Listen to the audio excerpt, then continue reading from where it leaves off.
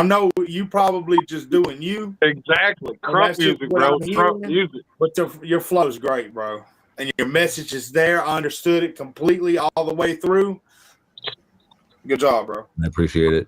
Yeah, it's odd over here in the Midwest. I think my style is a little out of region. I don't know, because no, fuck that. Be you. Right. You're doing it. Don't worry about what nobody else said. You do it. You do what you're doing right now. And to hear you talk, like both of these guys that are on here that just heard you explain yourself and everything, and the way you talk is definitely different than the way you rap. Oh yeah, that's what everyone. Yeah, I can tell you're very educated. You're very educated, very modest. Hey, I'm from Tennessee. I'm not as much Indian as you. I'm a mutt. I'm just gonna say I'm a mutt. We're all mutt. When you found the key to the door, the red road, it's the soul setting goals in its soul. But this is really not a joke. We've been broke, we've been stolen, we've been holding on to hope. No more dope, so we're going. Yeah, I've been along for the chase. That means I home for the ones who pray. I pray for the ones who stayed. Stay true to traditional ways. They revitalize the language and aim to break the chains and give their lives its dedication. They know what's still at stake. It's the answers to still waiting, watching no tail, never entertain. All you dancing for them daughters to asking what about our pain. You're ready, changing tactics. Can't you see the time we waste on all the pageants, the crafting? There's no passion. I think it's all about getting paid. That's whose fault. Tribal leaders, they point the finger. Honestly, fuck them all. They bleed our people, they feed their ego. Bank account looking tall. The truth that pisses them off. The fact is they dropped the ball. We can start impeachments by from the bottom, empty bottles sitting in the back of the police. There's no peace when you feel so bad you wish you're dead. You don't dream. You pray for the best, but it's always way worse than you expected. Still hustling for our place, still gonna make it. Still living out in prison. This is 7th generation. A lot of people are like, "Oh, colonialism. Oh, America. You know, you did this," but in reality, it was the Spanish, the Portuguese, the French, who were here first, and they kind of laid out a path for the British, for a bunch of other people to come in and kind of take control. Because the French, until the Louisiana Purchase, they were basically roaming Minnesota with the Anishinaabe, just pretty much taking over everything. So, and then when they got bought out, they left. And right now, unfortunately, a lot of our people believe that we are sovereign. They believe that we are doing what we need to do, and unfortunately, I don't see that. The data, the statistics say that we are going the opposite direction of that. It's like we've been pointing the finger for too long. Now we need to look in the mirror. We need to see what we're doing wrong. So unfortunately, we have to go in. We have to amend the constitutions that were written for us, which we can do. We just don't realize that we can do it. But as like I said, we're in this state of emergency. So I think that using all avenues to get that message out is so important. And that's why to hear the lyrics are very, very tribal, a tribal setting, reservation setting. And I'm an urban indigenous person, but I know that the people on the reservation, they hold the land, they hold the treaty, behind that red tape, they hold the language. So it's important for us people off the reservation to be a line of defense for them, because a lot of times they can't speak because, like I said, bottom of every social health and economic indicator. So, and what they did was starve us out. Simultaneously, they were taking out the bison while they were kind of rounding us up into reservations. So they knew from basically from a few different instances where they were like, oh, so if we get rid of their food source, they have to go rely on us. And then from there, it's kind of just wean them into this poverty, what we see today, which is we're getting out of that, because what you'll see is the people standing up, demanding jobs, demanding this stuff. And I think that if we can, as an indigenous nations, if we can get out of where we're at, that's a model for the rest of America on a local city level, with mayors, with district officials to start doing this stuff in cities and stop relying on the federal government, because we see that even. So that's on every level. Indigenous people, we just have it at a more extreme level, and like I said, if we can crack that code, the rest is going to be pretty easy. So here in Dakota, the Dakota and Minnesota now, we only have 17 square miles of land, of traditional land. So a lot of us got pushed to Cheyenne River, where I am, to Standing Rock, to Crow Creek, and then a lot went up into Canada even in that time. So right now I'm in a time of kind of stepping into that educational role, making sure that people know that it happened here in Minnesota, but we have the control to actually shift the model, which is getting the assets and all that stuff out of places like BlackRock, Vanguard, State Street, and getting them into our, a community fund, right?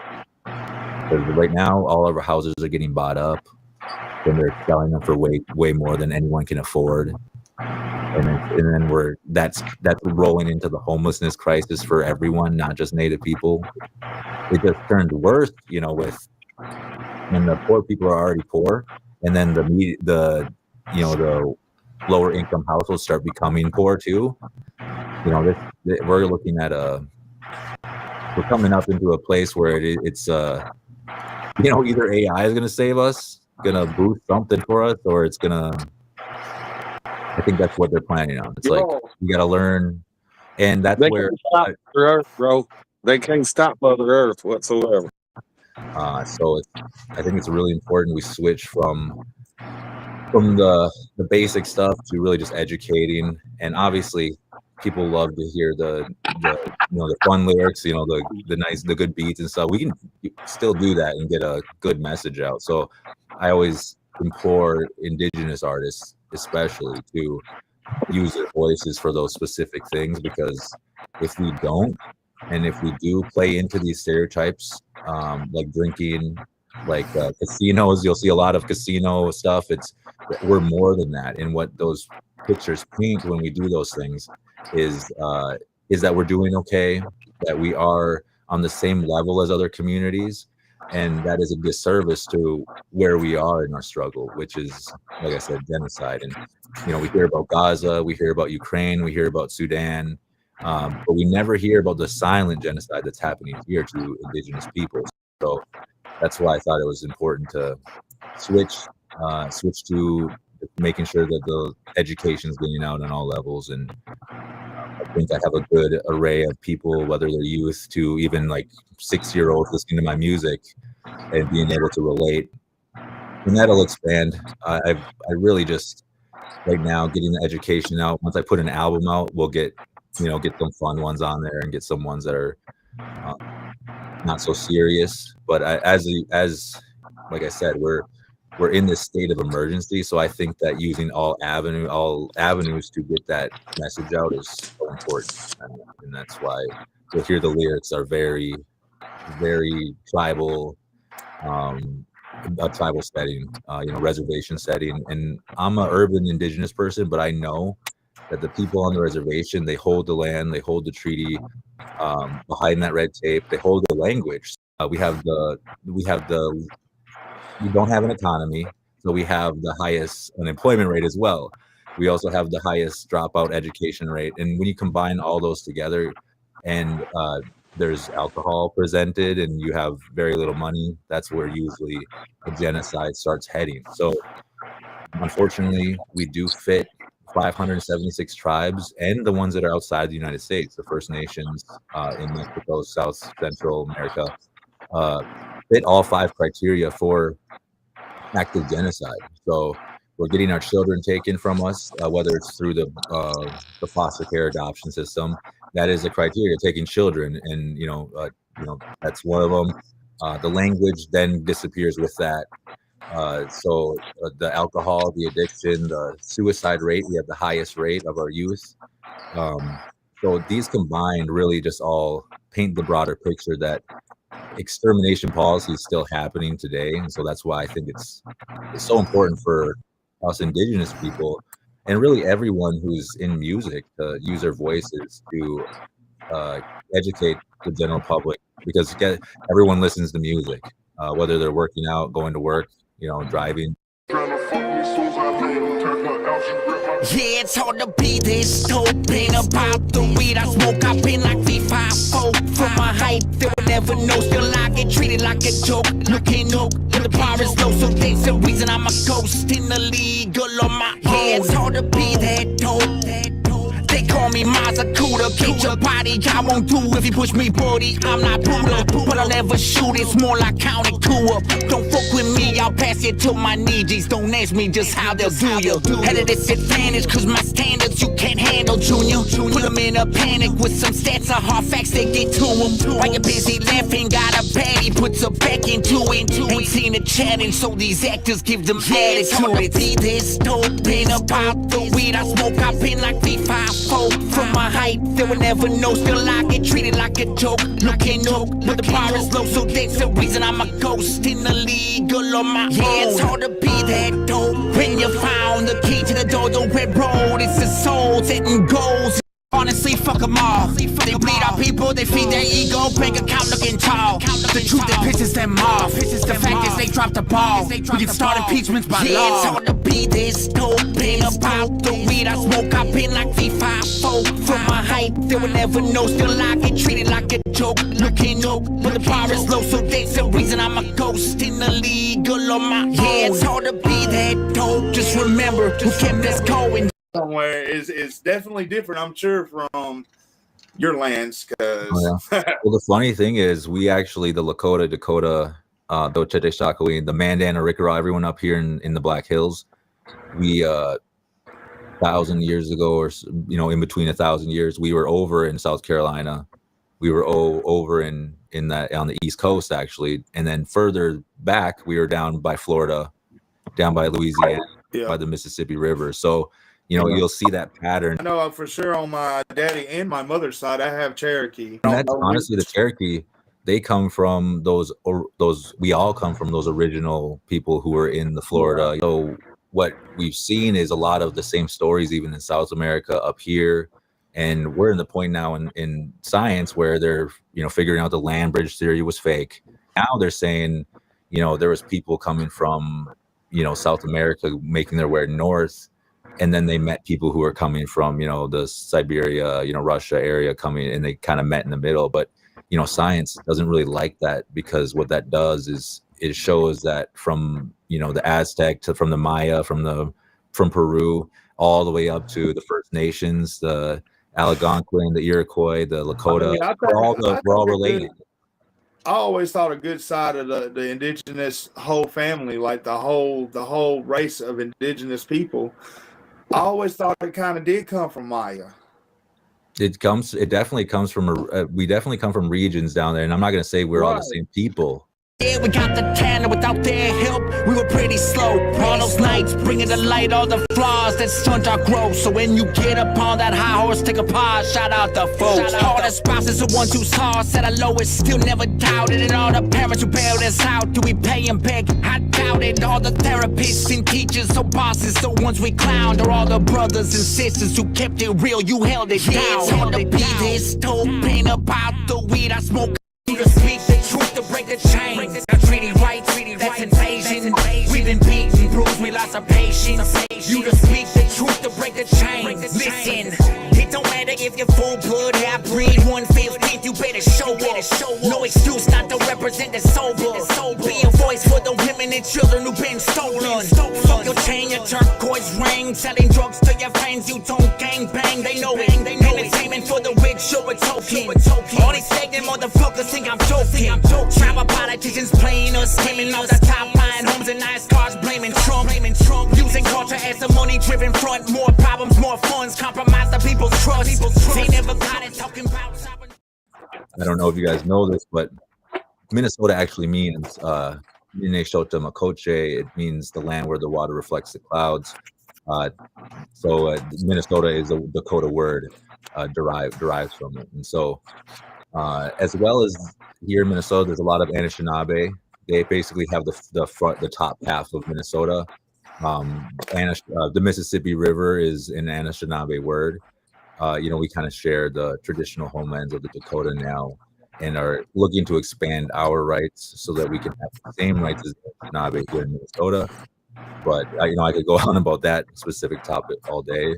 I actually started an organization called the Western Hemisphere Indigenous Network, and our goal, alongside of our other organization, Next Level Collaborations, was to get into schools, to get into colleges, to get into tribal councils, to get anywhere we can to get that education out. And for me, I was already doing hip hop for a long time.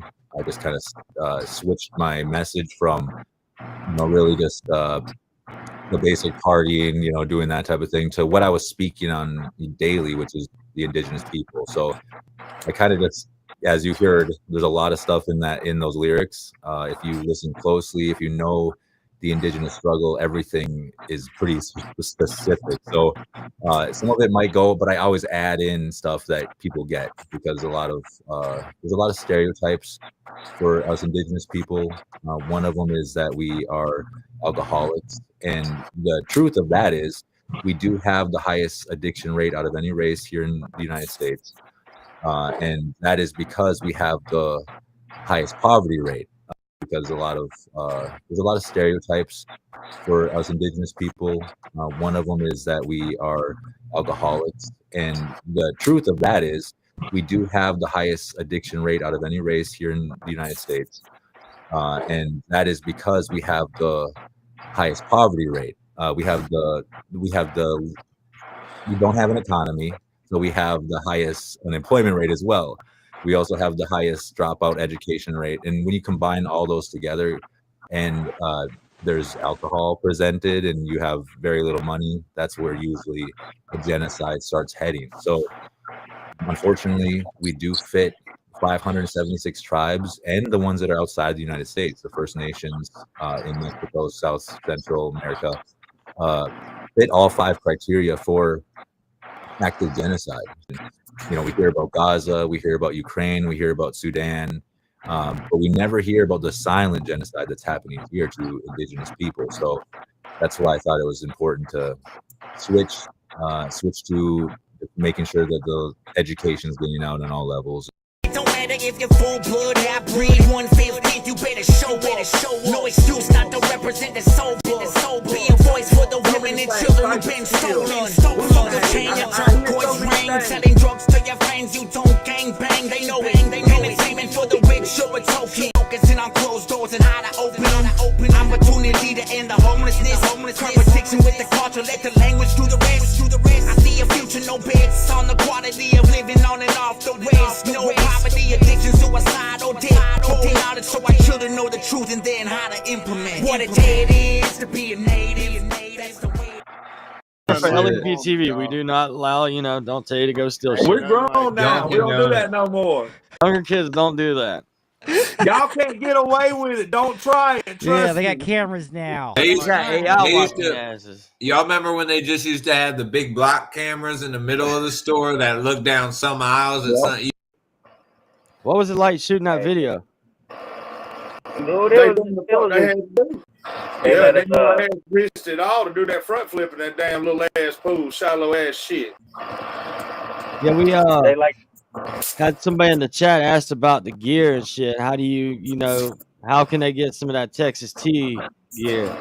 You hit me up on Instagram. Dream-wise, I'd like it to financially support, my whole house, so my wife ain't got to work, my mama can stay home, but we definitely well on our way. Be a lot further than where we started at. I've been trying to figure out how to get my music into the gaming world, to be honest with you. I might can help. I can show you something. I'll send you a list of all the sound producers for different games. You just send them into them and see what happens. Y'all don't know nothing about Hollywood won't let me on that song he trying to drop. I told him, I said, man, don't put me on that song, bro. I'm going to eat that bitch. Why ain't he let you on it? That don't make no sense. Hey, it's because I got... It's about 3 songs he ain't let me on that I want to be on. He said he got something better for you. I ain't heard it yet. I want on that damn the other one that he got that he ain't even dropped yet, called motherfucking Honky Tonk or whatever the fuck it's called. Cut the boy in, man. I'm telling you. Look, I'm gonna put it like this. Me and Hollywood, we got one together on this next project too, called Baby I'm an Outlaw. Me and him said two of the same words. We referenced a same person in the song. And I'm so critique on it.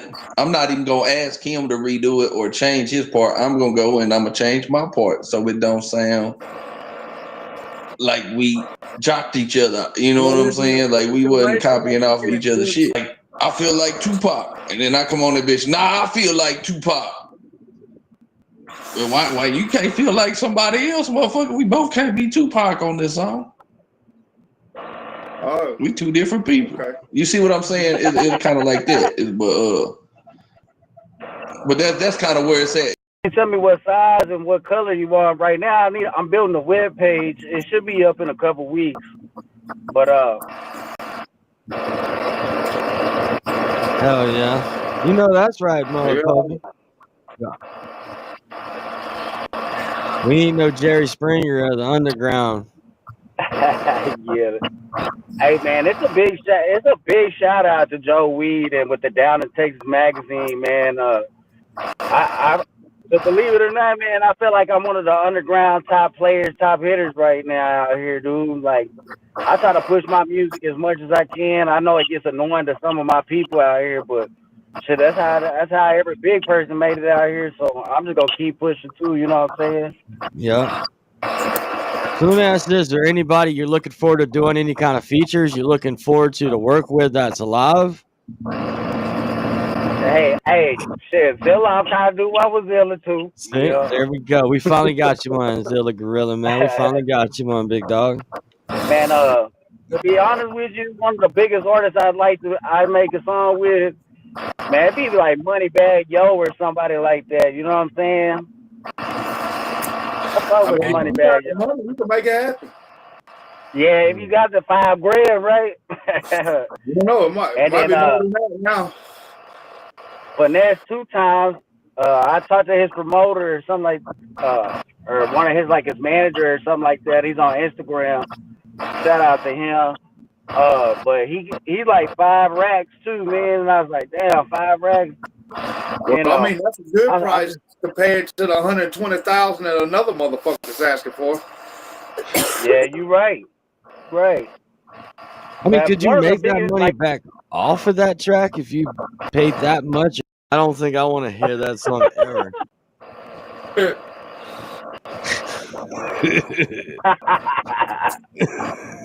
Man, after I seen some of them videos from Biggie and Tupac doing something, I can't get jiggy with that shit no more, man. I wasn't finna go out on a limb and say it like that, but there was a lot of controversial lyrics, especially in the Biggie Smalls albums, about them bumping into butt, throwing them over the bridge and shit. And I didn't really, pay attention to that shit when I was younger, because I was just bumping the singles. But as I got older and started dissecting these people's catalogs and listening all the way through and becoming a lyricist, you know what I'm saying, and catching things that normal people don't catch because it registers in my brain, I found a lot of shit that made me not proud to listen to them. And I hate to say this, but there's a couple DMX songs like that too. I don't think I want to hear that song ever. I mean, I might have heard some few, but I passed over it because I don't even want to. No. Yeah. Don't want to think about it. You know? Yeah, I don't even want to think about it. This is some of the old music that we did, but it's just like, to be honest with you, like the music's old, but I think we were a little ahead of our time back then, you know? And so just putting the music all together, like the music video with it makes it pop out more, you know what I'm saying? It's get your vision right. You got a vision you put into it, you know what I mean? Anytime you could take a horrible song and put a great video, man, that shit looks like great. But your music with a vision, man, like that one, man. It's probably on some sweaty balls, and you ain't complaining about that. Shut up. You're smoking stuff too. You ever smoked a cigarette? Any of y'all ever smoked a cigarette in jail? Negative.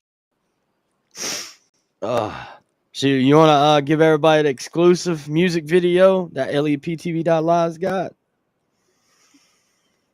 Oh, yeah, man. I sent Leptv an exclusive to Texas T video right now. I ain't showing nobody. This is the first to be out live for everybody to see on Leptv because I give Leptv the exclusive rights to show this, man. I appreciate y'all for the interview. Hey, Chicago West, appreciate you for enjoying the show. Thanks for tapping in. You're going to get to see it first. Texas T with Big T with a special guest in the video from Cool Whip. He used to rap with Jelly Roll. They were called the Duke Boys. I got a song called Texas T that's dropping November 25th. I've been sober actually for 6 months on the 2nd, so I quit drinking and smoking, you know, etc. I've been just trying to get a life straightened up, you know what I mean? Get more focused in the game on doing music and being a family man for my kids pretty much, you know what I'm saying? Yeah, we do it for our kids.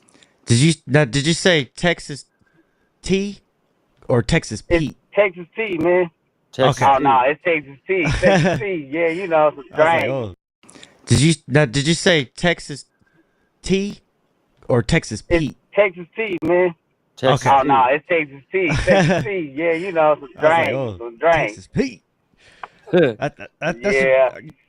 You know, Texas that T could was be a actually song. made in North Carolina, but then a company out of Texas bought it a while back. If Really? I'm not mistaken, I could be wrong. Oh, shit. The Kickback, man, that's a good one.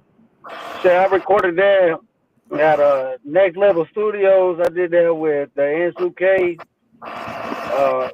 He's like my top engineer that I fuck with pretty hard, man. But the Kickback is like inspired off of being at like the backyard rodeo type shit. Shit goes pretty hard. Your boy Hollywood. I'm at the Kickback. We just supposed to see him chillin', chiefin' good. Yeah. Load the bull up in the pen, we finna spur that. Grab the rope and set the flank up, we gon' strap that. And let me tap that. I think you should push that track hard. Yeah. That's Man, clean. Ain't no song an old song. I know you think it's old, but it ain't old. Yeah. Rebrand that shit. Push that shit, man. That's good sound right there. Ain't no reason why that should be on no country rap playlist right now, like without all the other shit. Joker show just because you think it's old, the next man might think that's the tightest shit he ever heard. That song right there tighter than Turtle Puss, and that's just waterproof. Damn. Hey, like that Texas T song, bro, that video, that song's 2 years old. Now that's what I'm pushing right now. We're trying to. I like to close it out with the Texas T. Feel me? It's a Big T and Hollywood production. Like double cup of that purple stuff. Call my drink that Texas T. Only need about 2 or 3. That purple, yellow, red, or the green. Prevent the same, that's all I need. Cup full of that muddy, bro. I'm cutting corners, I'm swinging slow. The double cup of that purple stuff. Call my drink that Texas T. Only need about 2 or 3. That purple, yellow, red, or the green. Prevent the same, that's all I need. Cup full of that muddy, bro. I'm cutting corners, I'm swinging slow. That double cup of that purple stuff. Call my drink that Texas T. Only need about 2 or 3. That purple, yellow, red, or the green. Prevent the same, that's all I need. Cup full of that muddy, bro. I'm cutting corners, I'm swinging slow. The double cup of that purple stuff. Call my drink that Texas T. Only need about 2 or 3. That purple, yellow, red, or the green. Prevent the same, that's all I need. Cup full of that muddy, bro. I'm cutting corners, I'm swinging slow. Double cup of that purple stuff. Call my drink that Texas T. Only need about 2 or 3. That purple, yellow, red, or the green. Prevent the same, that's all I need.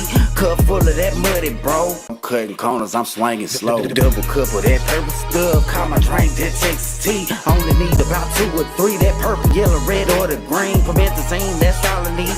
Cup full of that muddy, bro. I'm cutting corners, I'm swinging slow. I like that motherfucker. That shit was jamming. I'll tell you somebody that a lot of people probably don't even know, that everybody knows the song, but they don't know who they are, and that's Loonies. Y'all know who Loonies is? I mean, I don't. No. You gotta tell me the I'm song. gonna play part of a song from them, just like 10 seconds. And as soon as I play it, no. Give me 10K. As soon as I play it, y'all gonna know what song it is.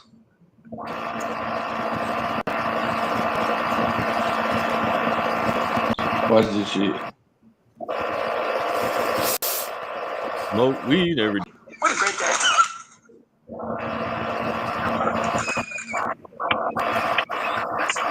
Always It's got somebody I Illuminati. grew up early, like late, mid to late 90s.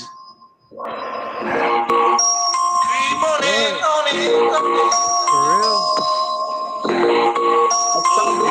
See, I'm riding high. Whoa. Really? Kind of broke the I didn't ceiling, y'all. know So that. all I got is fire. I got player. Give me some room and I might just chill. But I'm the type that like to light another joint like Cypress Hill. All right, you're good. We get it. We got it now. Absolutely. That is crazy, bro. I never knew their names. Yep, Loonies, bro. That gave me Damn. chills. 5 on that. Damn. I got See, it's crazy, ain't it? People don't know their name, but that's what they. Nah, that's Young Mouth and a couple of his partners. I want to say that they were part of the Loonies. Makes me feel like I got a foot in my asshole because I should be more equipped. Yeah, I wouldn't. I was off on that one, dog. But how I many feel people bad. you could use that? Any of y'all could use that. I don't even Any have of to y'all could remember use that. that and ask them who sings the song "I Got 5 on It," and then they tell you, and you be like, "Nope, it's these people." That's wild, man. Have y'all ever heard of Texas Pete in Texas? Oh, Texas Pete. Yeah. Yeah. Yeah. I was Hey, man, gonna that's say, a good hot sauce, dude. No lie. hey, that could be a good song too, man.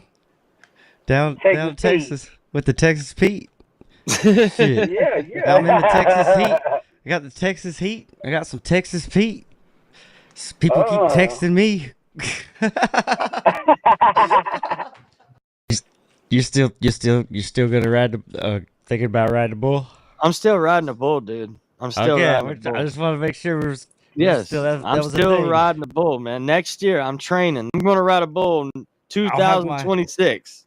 I'll have my iPhone 17 Max. And I'll be filming every piece of it. And watch, I'm going to ride it with a second, so I'm just got to figure out how to get off. Hey, you land on your feet. Land on your feet, not your ass. Yeah, or my head. No ass or head. You know, it didn't sound right. I get no ass or Let me head. take that back. Don't No cut ass that. or head. Damn. But yeah, I am riding a bull. I might stream that straight to Leptv.Live. Everybody can see me bust my ass or ride in the seconds. Let's go. Get your bets up. Get your bets. What is up? What is up? Welcome to Leptv.Live. What is up? What is up? Got Hollywood What's going on, 2020 in the LEPT? building. What Yes, is sir. up? What's up, Hollywood baby? 2020. It's good to see you, man. Get your vision right. Good to see you man. I again. appreciate y'all. Yes, sir. I appreciate y'all inviting me for the show, man. You know it, man. Anytime. North Carolina to Texas love, you know what I mean? What you been up to? Hell yeah. I don't Shit, think he dude. heard You you, know, Kyle. just out here trying to make some music videos, doing. Oh, Y'all heard me? communication. Yeah, you kind of lagging a little bit. It's gonna lose connection again. No. Well, I think we got you now. It looks Yeah. pretty stable. Now you came back. It's because you had your door open. That's not communication. Yeah. Nah, man, I've been chilling, dude. Just trying to drop music videos, getting ready to release stuff like next month. I got like 5 videos. It's gonna last up until like January. So. Damn. Hell yeah. He got a lot lined up. Yeah. I do, man. I actually got a song gonna be dropping with the Cornbread Boys. It's gonna be Baby I'm an Outlaw. That's with Levi Dry and Joe Weed. That's gonna be a good song, man. They featured me on their song. That shit's gonna be fire. You know, the older I get, the more I realize that gangster just really ain't that gangster, man. Nah. Yeah, it ain't, bro. Yeah, man. The motherfuckers be turning on each other left and right. I know. Like a lot of motherfuckers be claiming like they big gangster and shit like that, but really they snitching on each other half the time. Yeah. I think that's kind of wild to me. I used to think that all these people were so fucking cool and so fucking hard and such a role model, man. And the older I got, I was like, damn, bro, I'm more gangster than they are. Yeah. Because I take care of, you know what I'm saying, the business. You know what I'm saying? Like, if I That's say what I'm we going to do. do it, I'm going to do it. You know, I ain't going to back out of it, be no bitch about it. What was it like shooting that video? Dude, They done the fuck they just, had to do. they Yeah, let they us, knew I had risked it all to do that front flip in that damn little ass pool, shallow ass shit. Yeah, we they like, had somebody in the chat asked about the gear and shit. How do you know, how can they get some of that Texas T gear? man, you hit me up on Instagram. Hell yeah. Got that younger say that Little old Tom Petty. And I'ma slide through your city, man. I might hit the bite the bullet, I don't feel a thing. I'm just numb to the pain from the drinking cane. I got a pocket full of cheddar and bread on my stick, say Beretta. Extended clip just in case I don't get on. Well, I'ma ride through your city, man. And I'ma slide through the city, man. I'ma ride through the city, man. I might slide through the city, man. I might have to bite the bullet, I don't feel a thing. I'm just numb to the pain from the drinking cane.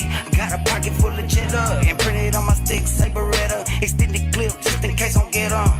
I'ma slide to the city, man. I'ma ride through your city, man. Hey, I got a younger say that he the hitter, and I ain't never seen him fall. He just wanted to really stay in $100. Know he had my back and he done went and proved that. I ain't here to teach him much, cause yeah, he already knew that. He's a struggle in his life, so we have to do that.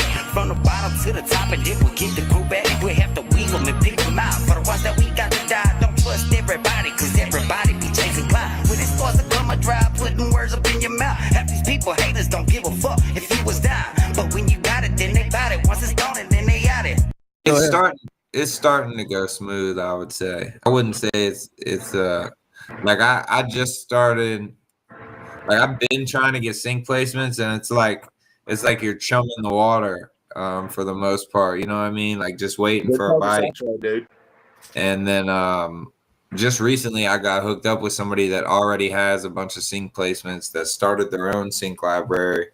And that's kind of where I'm at. But to be honest, the contract's not that good. Like I get like 50% of what I make gets taken off the rip, which is like not very good on my end as far as the deal goes. But it's like I'm just getting my foot in the door with sync placements, and that's where a lot of the money's at. Like bro, you can make more money off of one song that a company may not even use than you could make in a lifetime of streaming off of one album. I got your rap. Look, man, I like Casky, I do, but you carried that song. I'm just gonna go on and be real with you, man. I definitely connected with that song, but it wasn't his verse. I'm not no hater or nothing. I'm just saying. I appreciate it. No, yeah, it's a few people who said that. I fuck with Casky pretty heavy. He definitely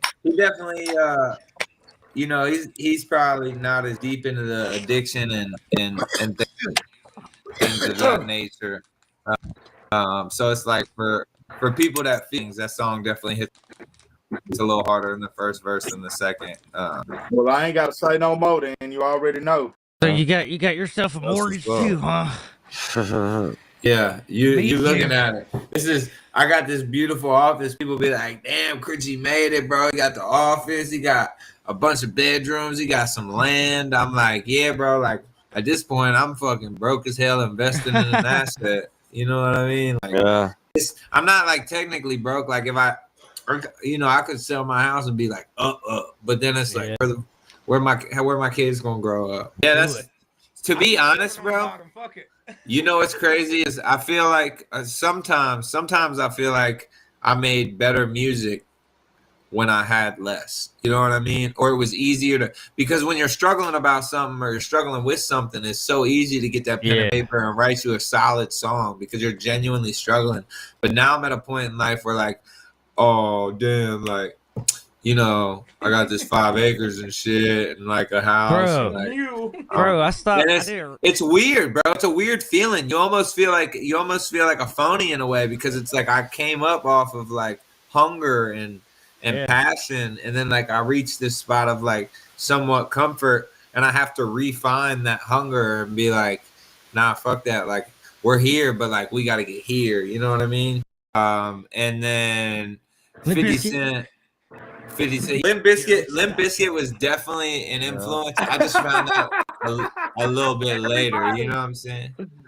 Like It's so I found cool Limp to Bizkit meet a little rappers later. Like, and them have the same like influences. You know what I'm saying, Grizz? That's crazy.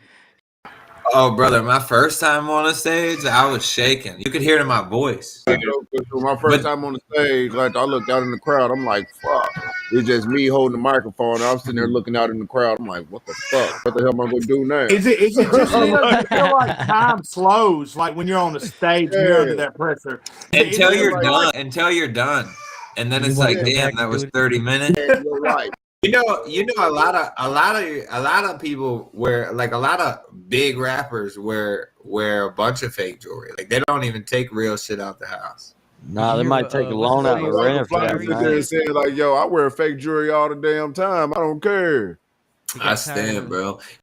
So I took my shit off at a motel, and the motherfucking waitress kept on stealing my shit. So I just said, fuck it. I'm wearing fake jewelry all the time. So that way when they steal my shit, they shit go turn green. Fuck it. Bro, I don't blame. He's a personable dude. He's a respectable dude. He stands on his morals. You know what I mean? Man, he was super personable. He pulled up to the video spot manager. Fucking got straight to business. Him and his manager were both super helpful, teaching my wife shit about camera work the whole time, and like content stuff. Just good people in general, and the relationships furthered. You know what I mean? He's a personable dude. He's a respectable dude. He stands on his morals. You know what I mean? He's somebody that's been in the industry, but just stay independent, which says a lot. You know what I mean? And yeah, man, just a good dude. What is something you do? Do you start with the lyrics first, the melody, the beat, or something else? Like I'm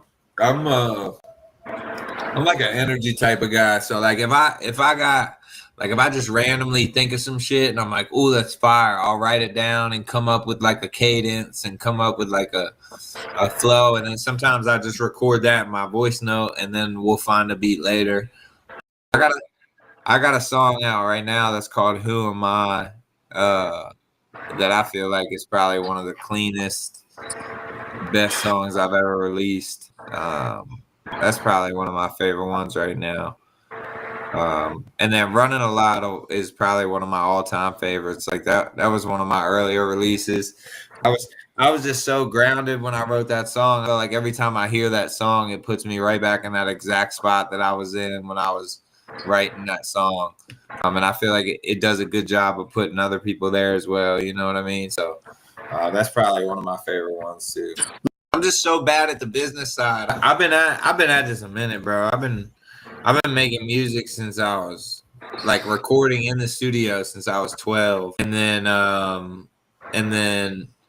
been doing shows and stuff since I was 17, really 15. Like there's this, I don't know if y'all know who DMG Worldwide is. The owner of its name is George Aduzzi. It's pretty big now, but back in the day, he ran basically a lot of the Maryland shows, and he can vouch, bro. Like I'd be 15 years old pulling up to these venues after they tell me I can't perform and being like, yo, bro, like, let me show you what I can do.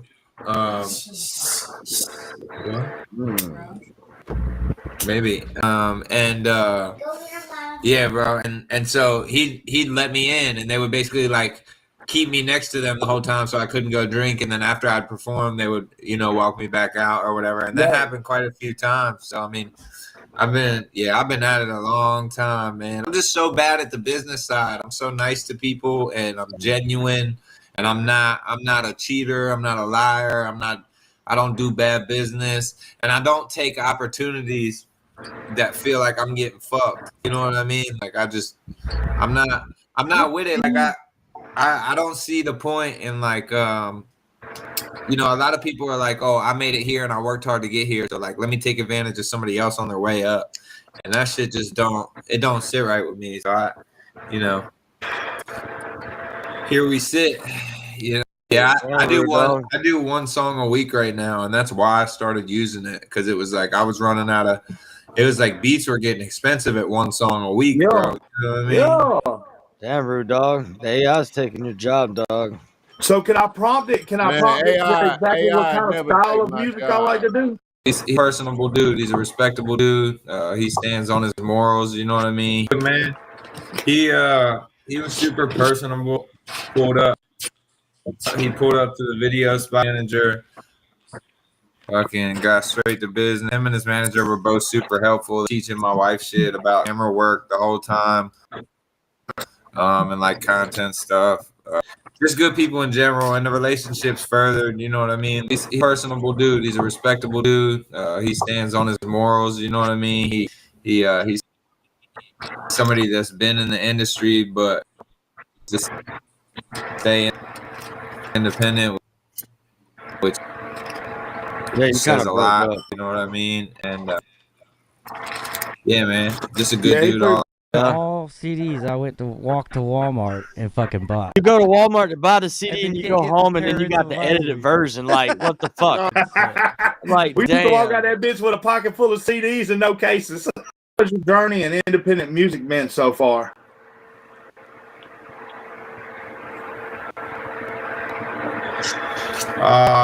Difficult to say the least. You know what I mean?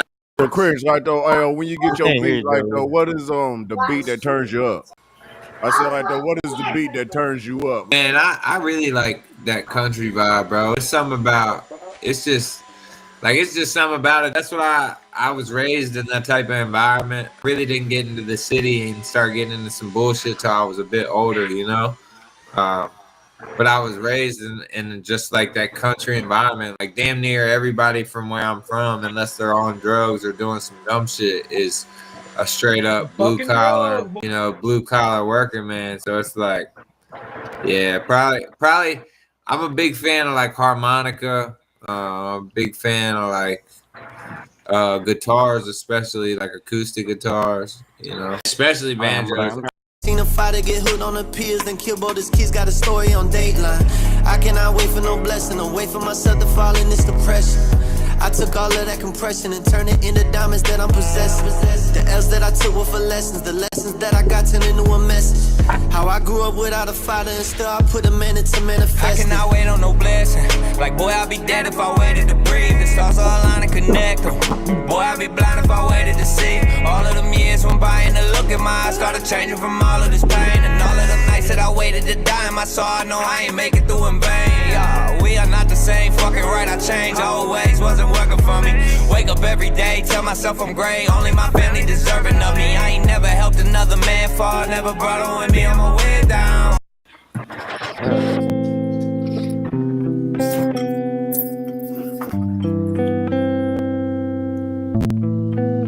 Some days I'm a sad boy, some days I'm an outlaw.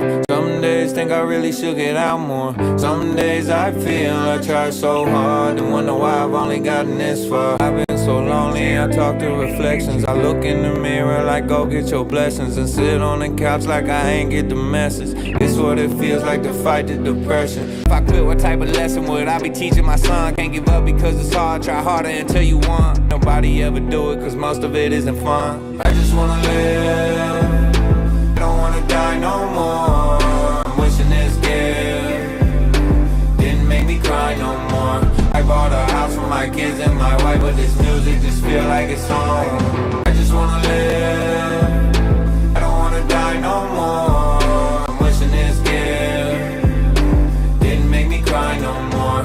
I bought a house for my kids and my wife, but this music just feel like it's home. And it's when you start traveling and meeting these people that listen to your music, it's like you start to realize who your fan base actually is versus just seeing numbers on a screen. And it's like, man, getting to meet all those people and hearing their stories and hearing like how I've been able to help them through lyrics and stuff like that was probably the dopest part for me.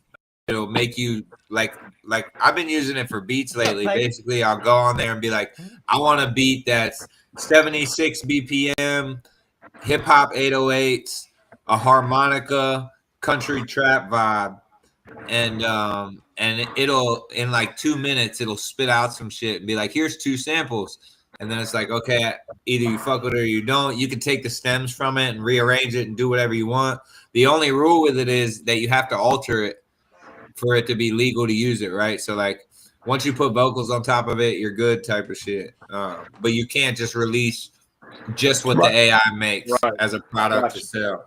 But it blows my mind that you can't release the songs on there and make money off of them, because that's what a lot of big labels are doing. These AI artists, it's AI artists on Spotify with millions of monthly listeners and shit. And then as I got on this tour, I realized as I watched Mercules and I watched Ryan Oakes. Yeah, that ain't how you do it. You know what I mean? Yeah, no, I started realizing it's like, and Caskey, like Caskey even mentioned it to me, like the only reason you're even on that stage is because of the people in the crowd. You're there for them. And so it's like when you do song after song after song, you leave no room for interaction. And at the end of the day, the interaction with the crowd is what's memorable about one of your shows, right? And just guarantee safety. But it's like, man, I always tell myself, like, what would I be showing my son and my daughter if I put they're gonna grow up and see all this work that I put in, this legacy that I'm leaving already, and then they're gonna ask me a question like, well, why'd you stop? Well, every kid asks, you know what I'm saying? I want to do it. Yeah, they want to do it. More like a why'd you stop? Like that's what they would ask. You know, that's what I would ask. Like my dad, if it was this situation, I get asked like, that all the time. And that's what I mean. And it's like I don't ever want to give him the answer and be like, you know, because I didn't have the energy. I was taking care of y'all. Everybody we have had on this show has said something about Kid Rock. Hey, what was your early musical influence? Honestly, bro, people be tripping when I say it, but like the first music I ever listened to, I don't know. I know Kid Rock was probably like the first. Why does this name keep coming up? It's crazy. Everybody we have had on this show has said something about Kid Rock. It's one of my influences as well. Bro, I mean, he's an absolute legend. But I think he, my dad had the CDs. The one had the one middle finger on it, and then the other had the other one had the doubles. Devil Without a Cause, and then the Cocky album. Yeah, bro. So my dad had those when I was a kid, and I'd always steal them while he was out cutting the grass, and just like I cranked that shit all the way up. I still listen to it today, and I can still appreciate it, man. Those records right there are masterpieces. And then 50 Cent. 50 Cent. Yeah, I did. Yeah, Get Rich or Die Trying. Limp Bizkit was definitely an influence. I just found out a little bit later. You know what I'm saying? Like it's I so found cool Limp to Bizkit meet rappers and them have the same like influences. You know what I'm saying, Grizz? That's crazy. Yeah. You know what? I didn't even have the same influence. That's wild. It is wild. Kid Rock, Limp Bizkit, and maybe I think it was Linkin Park. All CDs I went to walk to Walmart and fucking bought. Papa Roach, the Infest album. Oh yeah, I hated it. You go to Walmart to buy the CD and you go home and then you got the edited version. Like what the fuck? I got the edited version. Walmart and steal about CDs. Like we used to walk out that bitch with a pocket full of CDs and no cases. Man, I swear to God. Just playing for Leptv.Live. We do not allow, don't tell you to go steal shit. We're grown now. We don't do that no more. Yeah, man. Younger kids don't do that. Y'all can't get away with it. Don't try it. Trust they got cameras now. Yeah, dude. They used to, y'all remember when they just used to have the big block cameras in the middle of the store that looked down some aisles and you could you could look at the camera and be like, all right, it's looking over there. Go ahead and do your shit. And if you walk real close to you in the blank zone, you know what I'm saying? You're in the blind spot. Yeah, bro. They like little makeup display cases, bro. I I used to go in there and hook my girl up, boy. I used to have a Yo. bitch go in there and grab steaks and shit, put them in her pants, and just walk out. We'd have some That's good eating crazy. going on later on. Damn. That's wild. Nothing bad about Mark, man. Not one Really? person. I've never heard nobody say nothing negative about him and his business, bro. You won't. I don't think so. If they say some bad shit I about used to Merc, watch they him. lying, bro.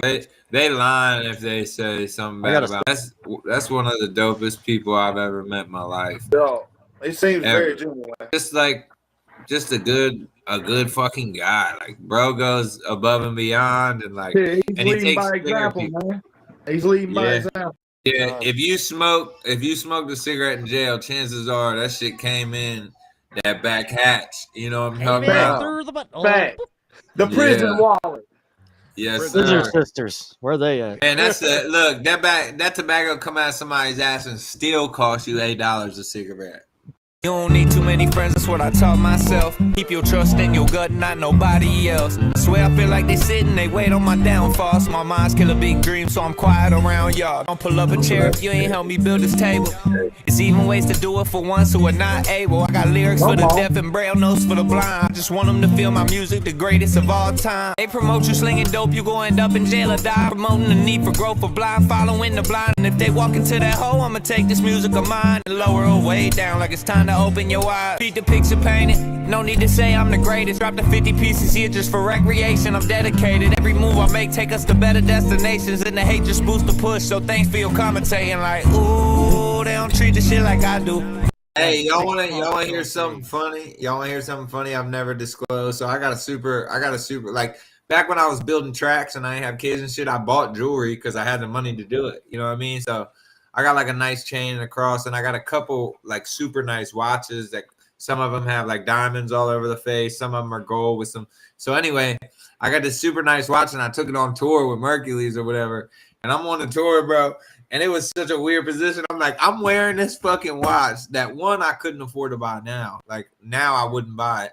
And two, this bitch is dead. That bitch has been dead from the first tour date all the way through the tour. I ain't not one time put a fucking battery in that joint. Hell nah. I put that joint on 12 o'clock and I was like, it's 12 o'clock everywhere. Damn. My watch is dead. Somebody did ask me what time it was, and I pulled out my phone to check the time. I don't even think they thought twice about it. Alibaba ass scam ass internet I've ever heard of in my life. Not internet. Man, listen to this story, bro. Tell me this shit ain't funny. So the other day, I'm playing the game with Gringo. I don't know if y'all know who Gringo is, but that's the homie. Shout out to him. I'm playing the game. Yeah, so I'm playing the game with him, and my internet starts lagging, and I'm like, bro, why is my internet so slow? This shit is like $130 a month. Shouldn't be slow. So I call my internet company. And I'm like, yo, why is my internet slow? And they said, oh, sorry, sir, you've used up your priority data. So the rest of the priority data goes to the other customers. And I was like, so I'm paying $130 a month to have slow internet for half the month. This is what they told me. They said you can go buy tokens and your internet will speed back up. I was like, this is the most Alibaba ass scam ass internet I've ever heard of in my life. Now, listen, I went and got some of them tokens, bro. It's like they were sitting at the wall and they seen the light turn on that I paid money, and they was like, oop, oop. My internet got back so fast.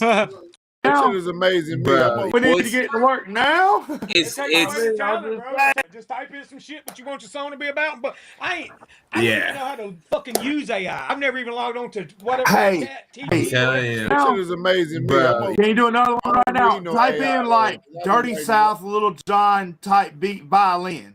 That shit kind of pisses me off. Back to old school. Nah, this shit is next level, bro. Like I've never dealt with this shit either. I've literally never used it until probably a week and a half ago. That motherfucker slap right there. You gonna go up, but you won't go straight down. Yeah, that's more like it right there. I ain't even gonna hold you, boys. I'm about to take the vocal smack off of that because that beat is hard as fuck. Fucking slap. That's gonna be a song. I don't even want to hear them, bro. So I know how to make beats and everything. Like, dude, when I got my hands on this shit, I'm like, This app's crazy. $10 a month is going to change my life. We were talking after, so I opened for him in Austin, which was like probably 10 cities in on the tour or something like that. And I was talking to him after the show. We were chilling, just kind of chopping it up.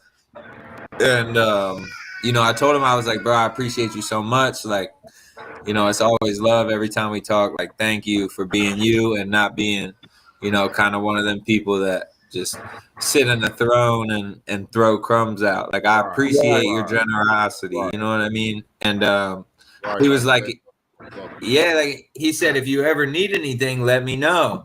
And I looked him in his eyes and I was like, bro, you know what I need is opportunity, bro. Like, I don't need nobody to hold my hand. I just need you to point me in the direction and I will show you that I'm ready to go. And he was like, hand up, not a handout. Nah, never, bro. And he straight up was like, you want to go on the rest of the tour? I was like, the rest of it? He was like, yeah, bro. Like, any city you pull up to, I'll put you on stage.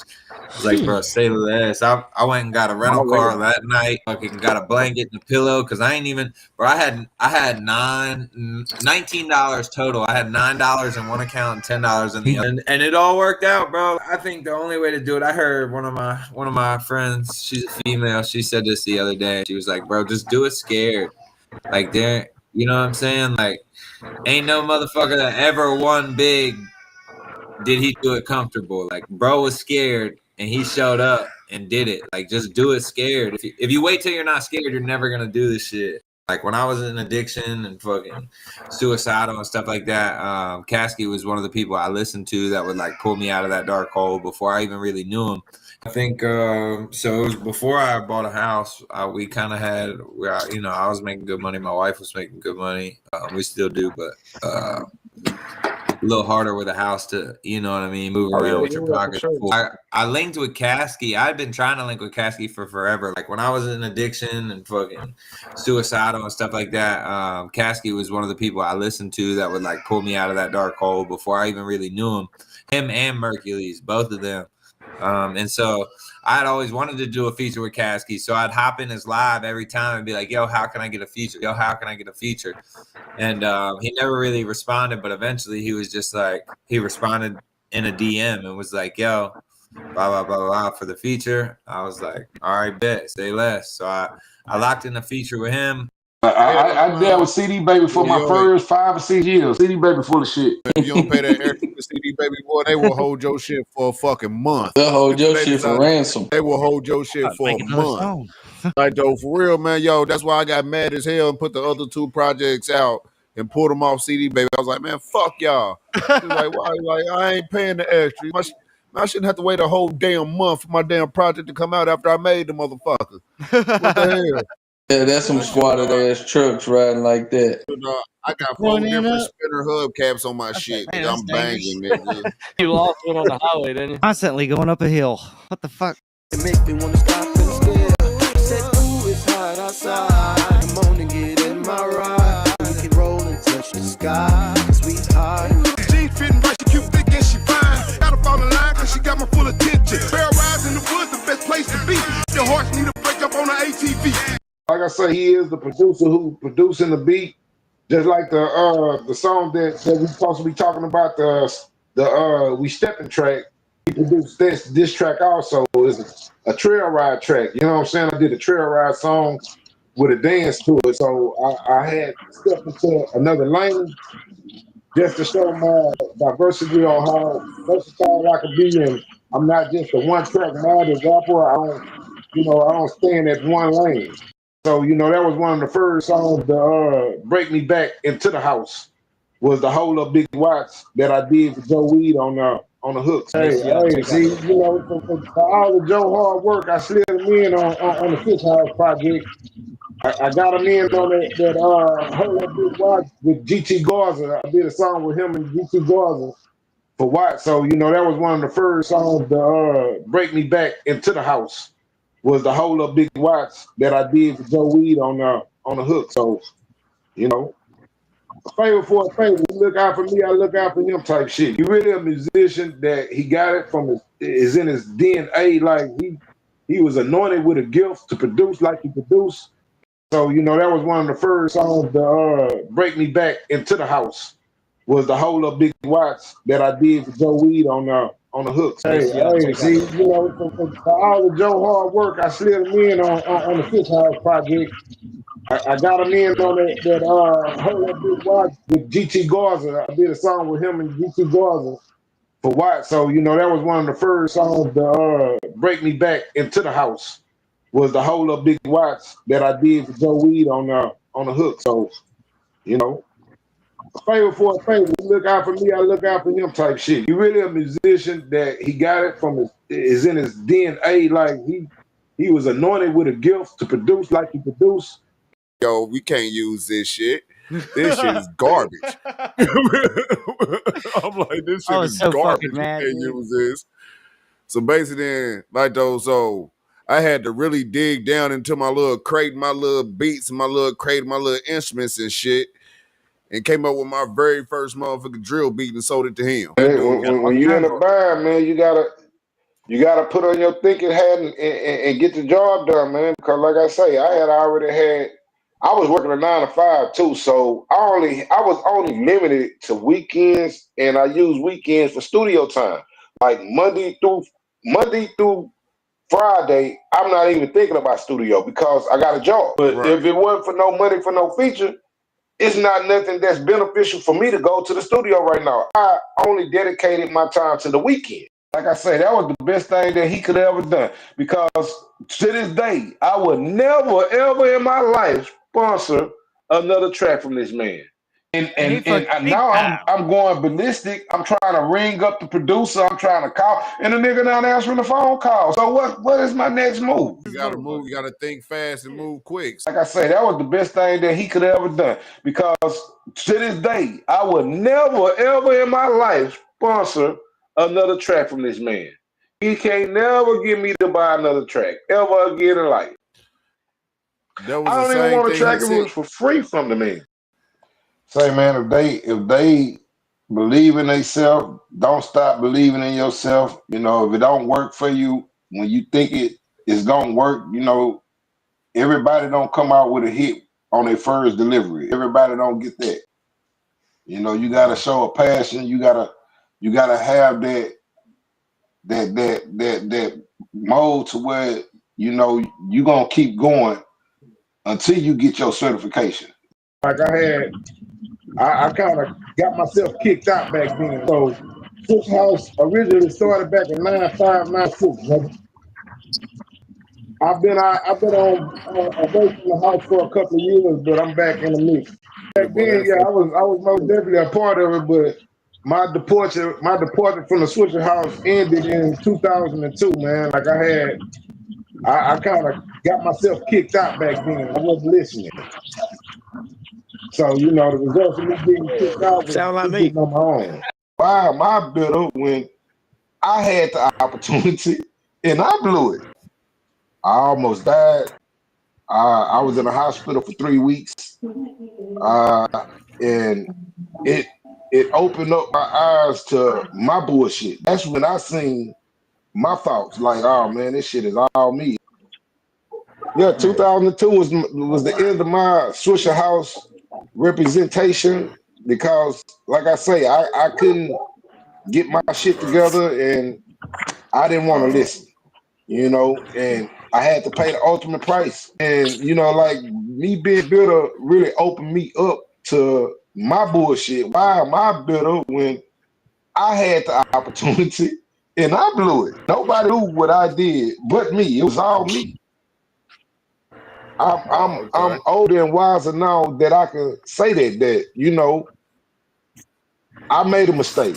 I disregarded the love that people had for me. It take a lot for a man to say that.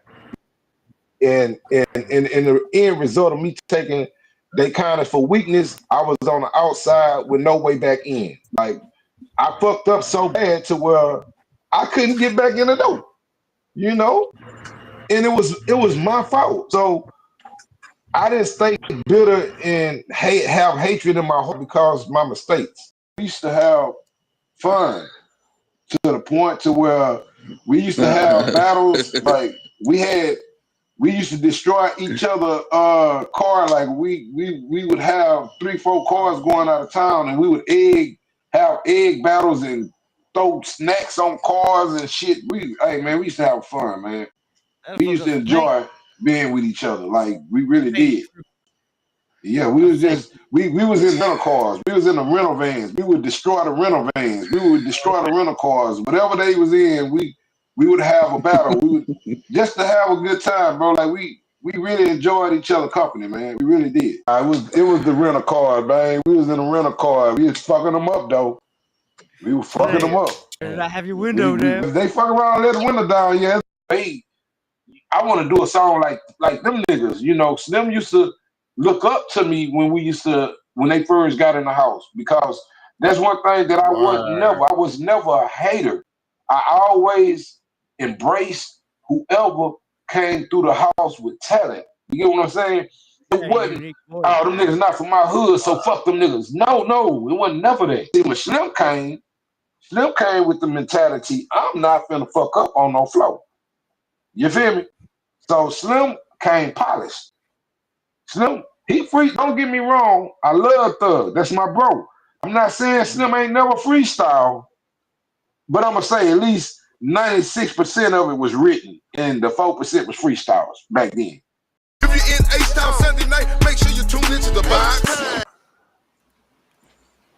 DJ Michael Watts, you know it's Sunday night in the city, H-Town that is. I got a brand new intro. We doing this for the North, South, East, and the West. Let's go. If you're in H-Town Sunday night, make sure you tune into the box. Michael Watts made it hot live on 97.9 The Box. No, we got the Walmart rims in this motherfucker. They're not the classics that we grew up on. We grew up on 86s, 83s, and 84s. But now, which, if y'all don't know what that is, advanced. That is the old Cadillac rims from 86, 84, 83. Yeah. No, we got the Walmart rims in this motherfucker. You got to spin your own damn spinners. Somebody didn't say Walmart rims. Oh, you got the Walmart rims. You got to spin your own damn spinners. Hurry or jump back in the car so people see your shit. It don't matter where we go. It don't matter, cause this is whatever.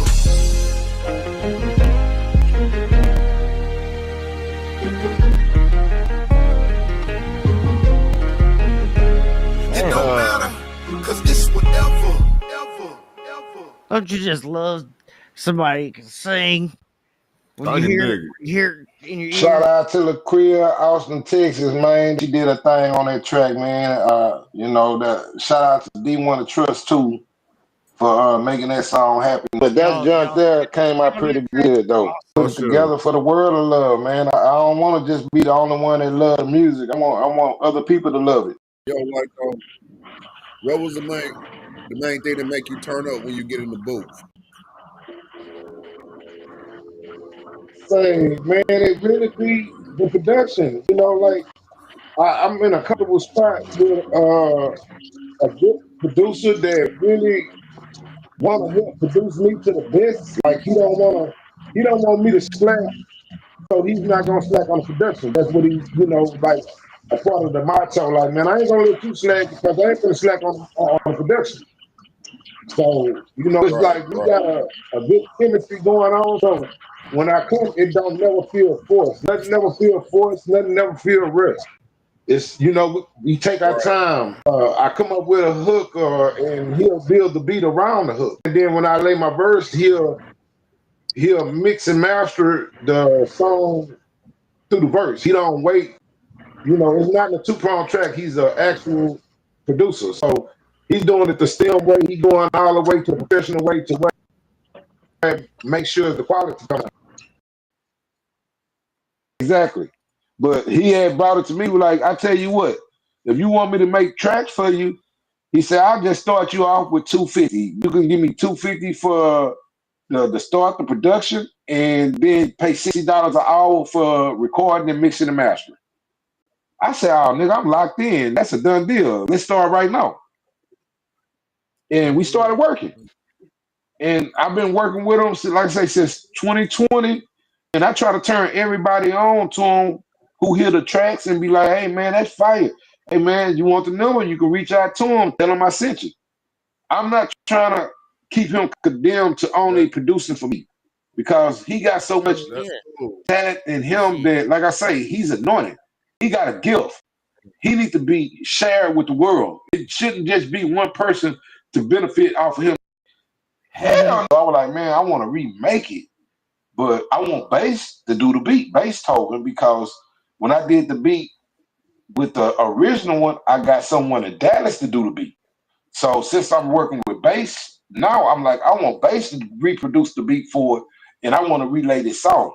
So like I say, when Bass came back with the song, with the track, the instrumental, and I heard it, I was like, man, I can't put the old shit to this track. Hell no, that because it made me want to dance. I can't put those old lyrics on this fresh new beat. I can't do it. I'm cheating people. I need to go on and make a dance song. It make me want to dance just by the instrumental. Yeah, this is something that could take me to the next level. What will you be jamming to nowadays? Really, I still jam the old school shit. I jam what I was brought up on, and like I say, Spice One. I jam Outkast still. I still jam Tupac. Of course, that's forever gonna be in my playlist.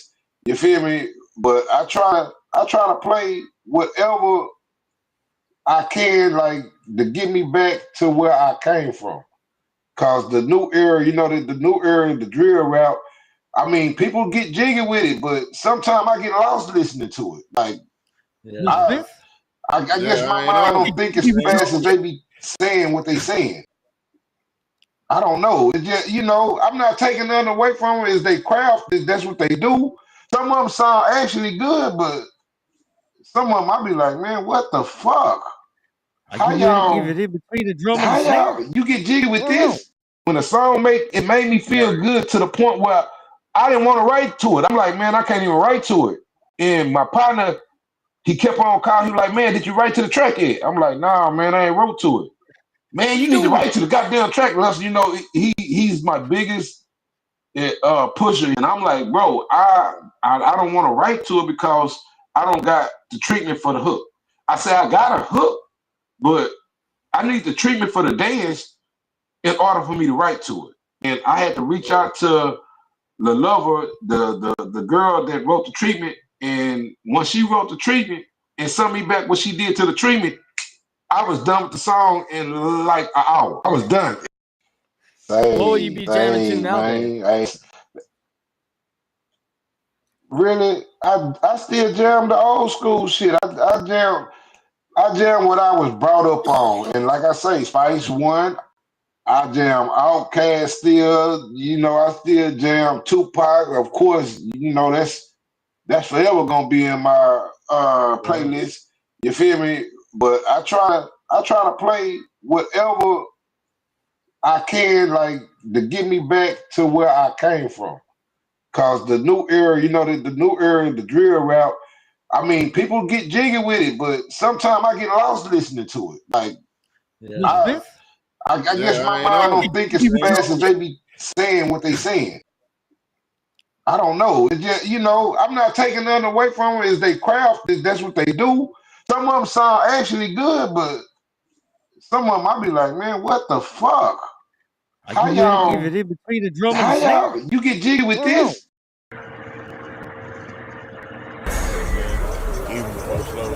Cool, Right. That would be something to find out, though, Absolutely. Okay, well, let's go. What's the deal, Big Watch? What's up, Les? Shit, man, I was just hollering at you, man. I'm out of soul lot, man. I'm out of everything. That shit flew real fast like the old school days, man. You out of everything? Yeah, man, I need a whole nother pack, man. Shit, I'm out here in the park, man, right now. So, look, I'm up here rolling with Bass. So, where you gonna be at in 30 minutes? I'll meet you at the spot in 30 minutes. Well, all right, meet me at the spot then, man. That's a bet. All right, bet. Let's run it. I don't care syndrome. I didn't want to listen. I wanted to do what I wanted to do, and consequences came about and decisions was made. And when new management came in, You know, when new management say shit changing, you know what that means. Bullshit is over and past. Now it's some new shit on. So if you ain't gonna get on what the new management say you need to get on, you got a free walking pass. You can get the fuck on, you know, basically. And back then, when I got kicked out, man, I was going through emotion. My brother got killed in '98, and it really affected the way I looked at a lot of shit and how I viewed music. Like I didn't give a fuck at one point. I didn't care. I don't care syndrome. And you know, Watts tried to save me before new management came, and I wouldn't listen to Watts. So when new management came, you know, it was an easy decision when I was cursing out everybody, telling everybody to fuck off, and all he wanted me to do was get my shit right so we can, you know, excel to the point where Watts knew that I could be great. But, you know, when you got something that's bothering you and you not seeing the vision like you used to see it, it throws off the whole thing, and it threw off what we were trying to build. And, you know, like I kept getting in trouble, and Watts was always there to come and get me. So it's like I was getting too comfortable with Watts being in my corner, and new management seen it happening and was telling Watts I was taking advantage. And I didn't look at it like I was taking advantage of him, but I guess it was I was taking advantage of him. You know what I'm talking about? Don't be in my corner. He would come and rescue me when I go to jail. He would pay my bond, and he would give me, you know what I'm saying? Like he would give me back straight, and I get out here, put some bread in my pocket, and them niggas didn't, you know, people didn't like that. I was a bully. I bullied. I lost my baby brother. He was 17 when he passed. He was dead for 2 weeks. And it really did something, traumatized me. I think you might just maybe, you know, like wine age better with time. You know what I'm saying? Hey man, I appreciate that. I think so too, man. I appreciate that. You might have your best years ahead of you, buddy. You know what I'm saying? Ever since then, like when we met up in person, shit, and we've just been locked in, bro. We was both working on songs, but I ain't never heard of, like back then, you know, this was like I say, it's almost like 10 years ago. But it was like you never really heard about somebody from the north side coming to the south side or vice versa to the studios and shit. Lester pulled up in a motherfucking limousine at the studio and with some tracks ever since then, like when we met up in person shit, and we've just been locked in, bro. Now hell, I done made 150 damn trips to Houston, and every time I try to go through that motherfucker, except here lately, I've been on the damn full-fledged damn promo runs and shit, so sometimes I can't stop through and link up with him, but shit, it been non-stop since like 2017, 2018. Locking up on Facebook, bro, just reaching out and like I say, I think it started out, like I say, more of like I say, I was looking for features for a project and I seen some of his artwork and I was like, man, I can help you with artwork. But you know, it's always once you chop it up with folks, like he said, it's like shit, he needed more than I even really knew at the time.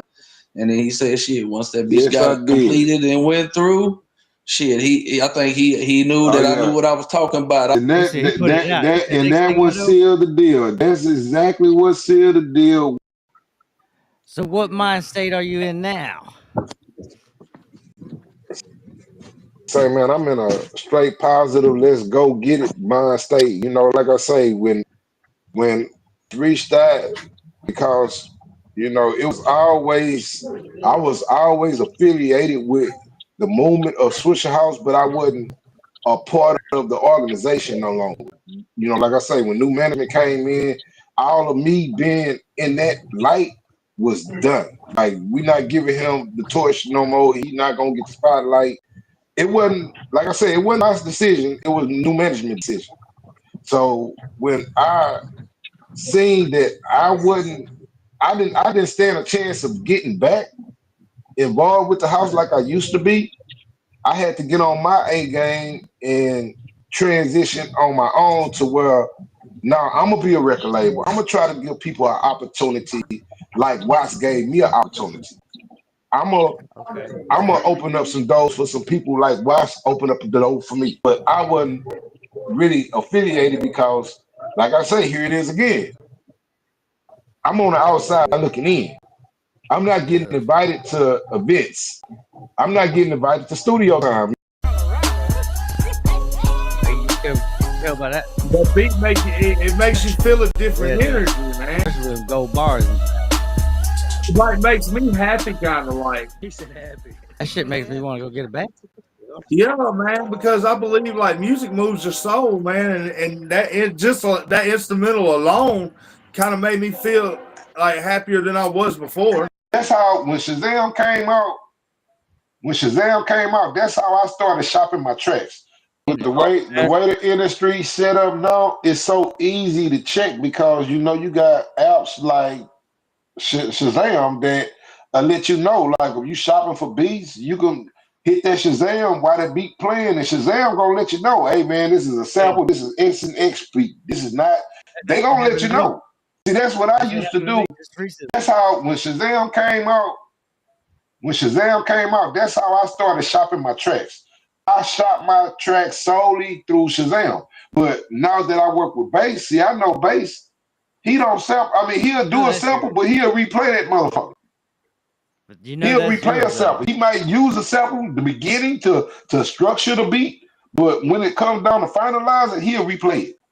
So it's not a sample no longer.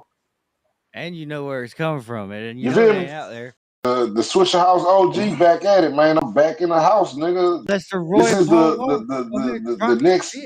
the next wave right here. Co-signing the Whole Up Big Watch. Y'all probably already played the Whole Up Big Watch. Shout out to the chat out there. Y'all been in there, man. Appreciate everybody for tuning in, man. We turned the show out tonight, though. That's what's popping. What the fuck? Did you write? Why he was gonna use your hypeness because he sold them off of you, but he was gonna use your name because he sold them to make extra money off of your name. He said that since I'm not gonna use the beats, can he resell them and get the money?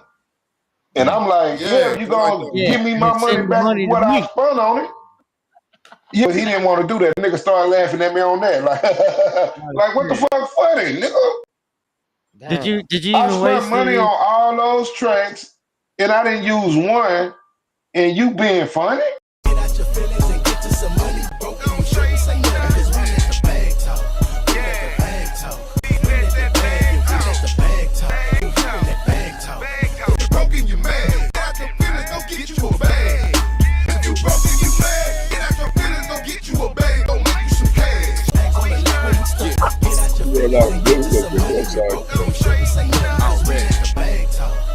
I wanted to. I had to because I had my brothers watching me. My brothers was watching everything that I do. I felt as if when my brother got killed, he was trying to get the money like I did. He was trying to live in a fast lane like his big bro when I should have just been solely focusing on music and had him want to be my role model, a role model for me for being a rapper, not being a dope dealer.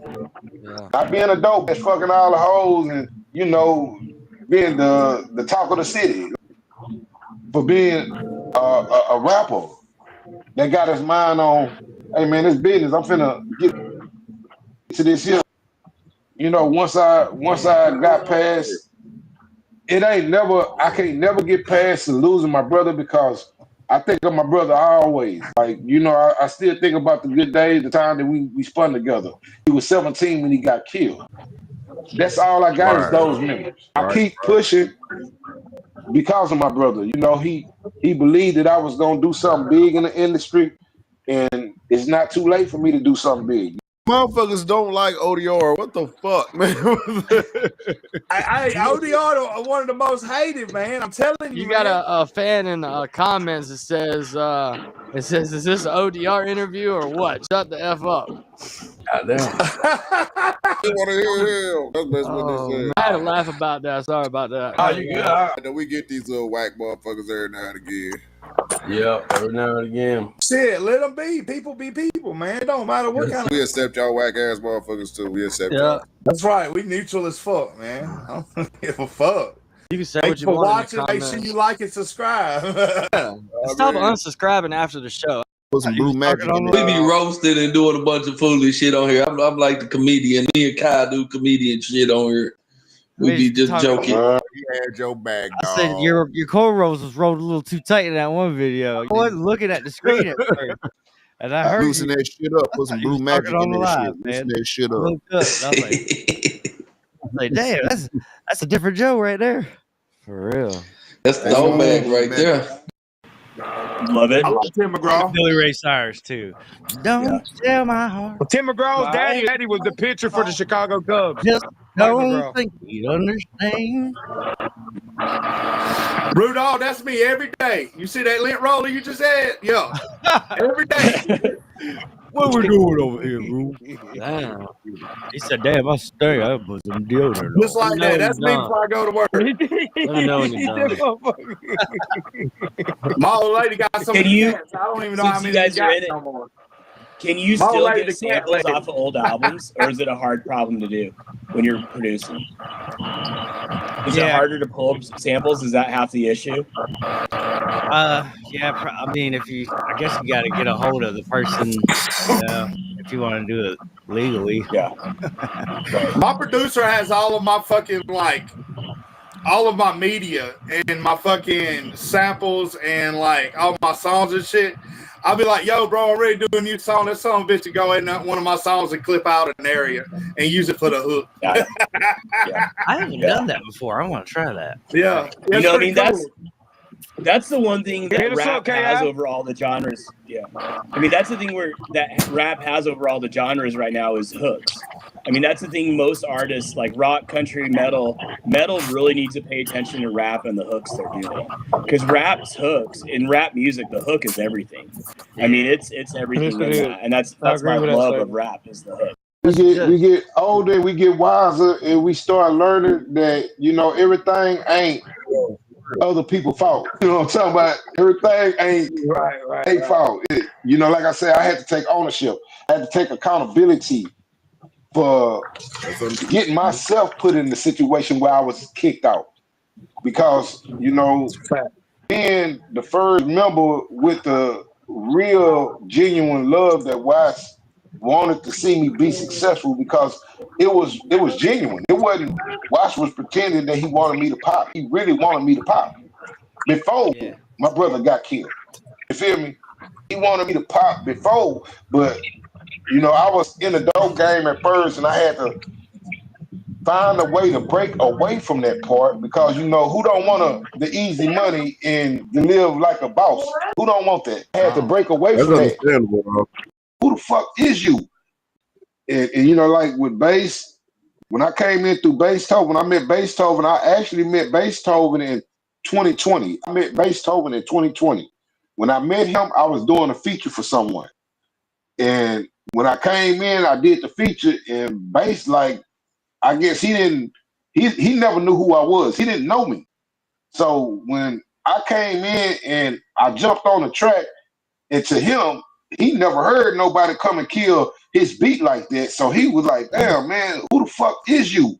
You just came and did some shit nigga, I've never heard nobody eat my track like you just did. I'm like, well, shit, that's just what I do.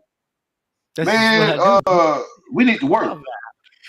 And first thing I asked him, I was like, well, how much you charge for your beats? Because I like the beats. And he started naming prices, and he was like, man, it started off at this price and started off at that price. He said, but you know what? With you, he said, man, you just come through. I'm going to work with you. You feel me? When you heard Bag Talk, the production on Bag Talk alone is bananas. Maybe this is the song you need to figure out who Lester Roy is on. This is like an introduction to the people who never heard me. Like, damn, I never heard of Lester Roy, but that made me want to listen. That song made me want to listen to Lester Roy. Like Bag, when you heard Bag Talk, the production on Bag Talk alone is bananas. I swear to you, it's the system. Playing it on live is different. It's a whole different vibe. Like I say with and I'm gonna toss that when I say with bass, this whole album, he produced this whole album, bro. Like I promise you, No disappointments, none whatsoever. Every track sounds different. You thinking that he's the same producer that produced all the song, all the tracks gonna sound alike? No, sir. No, you don't quit. You know, like I say, I say that because what I went through. You know, me being the first member of Swisher House, being the first member to get kicked out the Swisher House, and then what did I have after that? What, just quit, lay it down because I'm not with the people in the organization that wanted me to be successful? I'm supposed to quit? No, you don't quit. You keep pushing. You keep through all the bullshit. You know, like I say, everything ain't gonna be perfect, peaches and cream.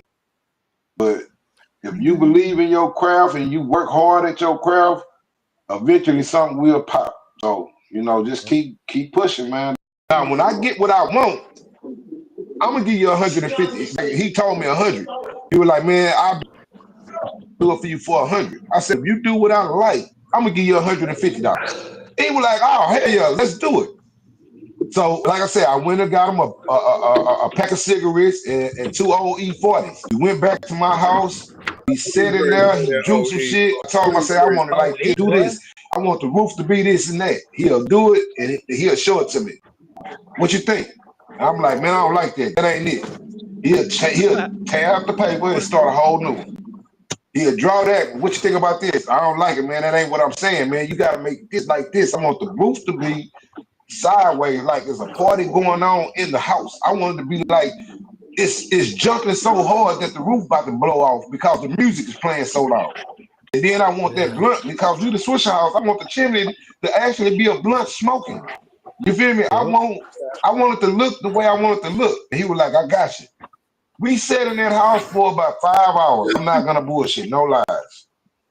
5 hours. I had to go back to the store and get him another 40. He had drunk them 2 40s. He drunk them 2 40s going through the motion. So I went to the store and got him another 40. I came back when I gave him that second 40. When I seen what he had, I was like, that's it, man. Go on and shade that bitch in. Here go your money. He was like, damn, nigga, here go your money. Shade it in. That's it. That's it. So when he shaded in, I went to Watts with the picture. And I say, Watts, this is what I got. Watts looked at it, he was like, oh man, that's lying in the motherfucker. I was, you know,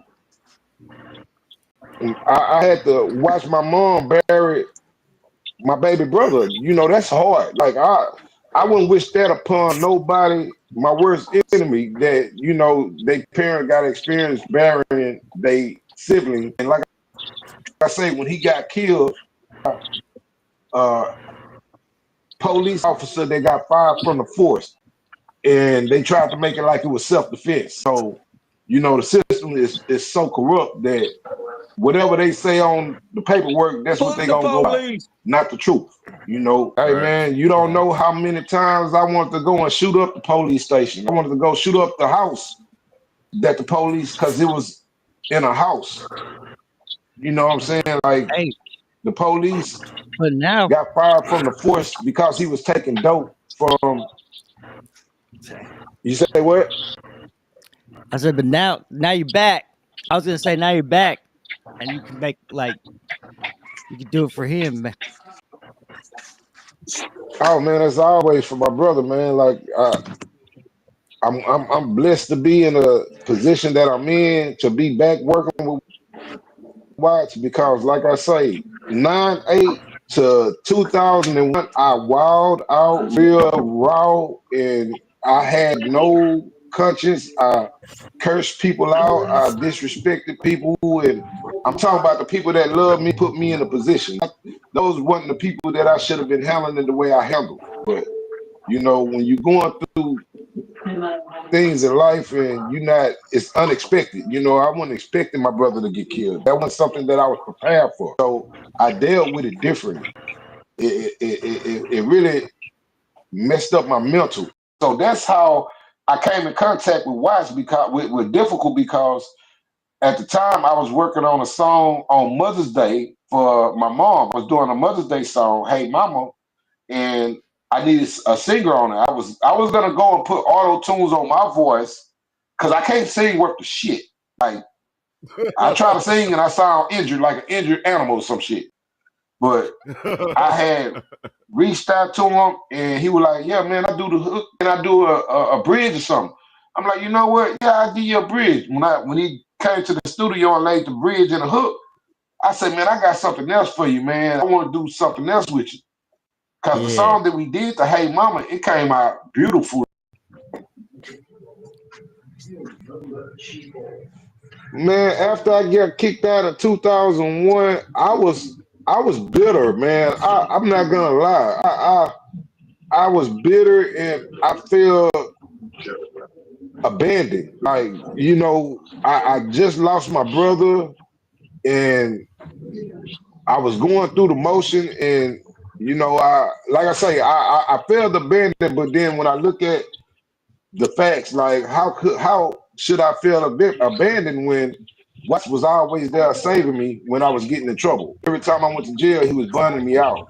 He was paying my lawyer fees. He was paying my probation fees. How can I be upset with somebody because they tired of my bullshit? I had to open my eyes and say, man, you know what? I gotta make this right. It's not their fault. It's not Watts' fault that I did what I did.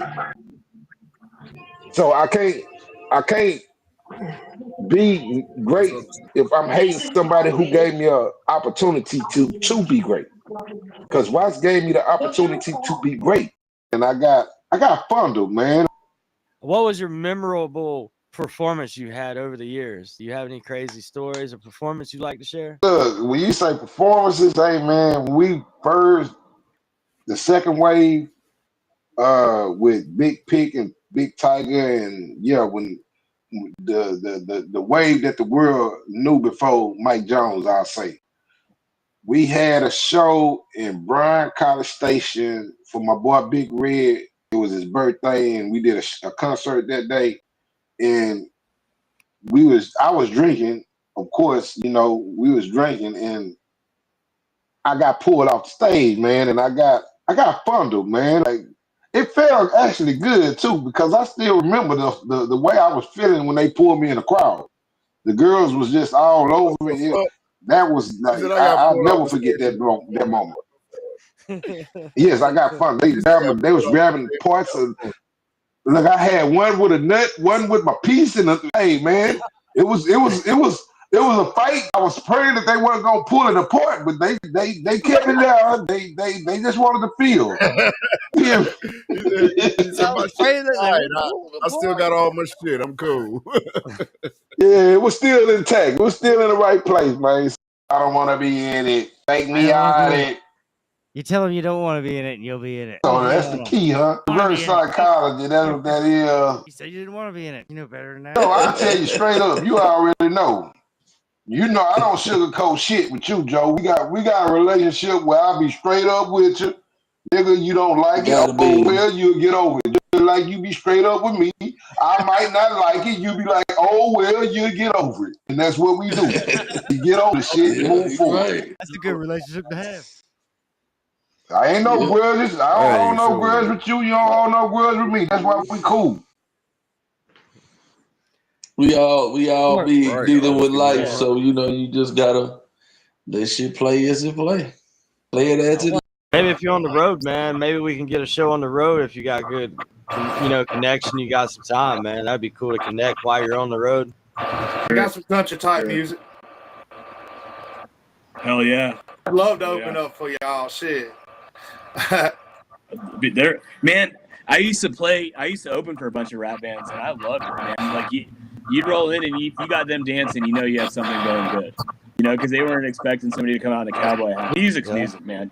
I always tell everybody, like, there's a drum beat of the human spirit, and that's what that. You know, it don't matter what you're saying or what instrument. It's the drum beat of the human spirit, and that's what I like. You know, that's what I like to.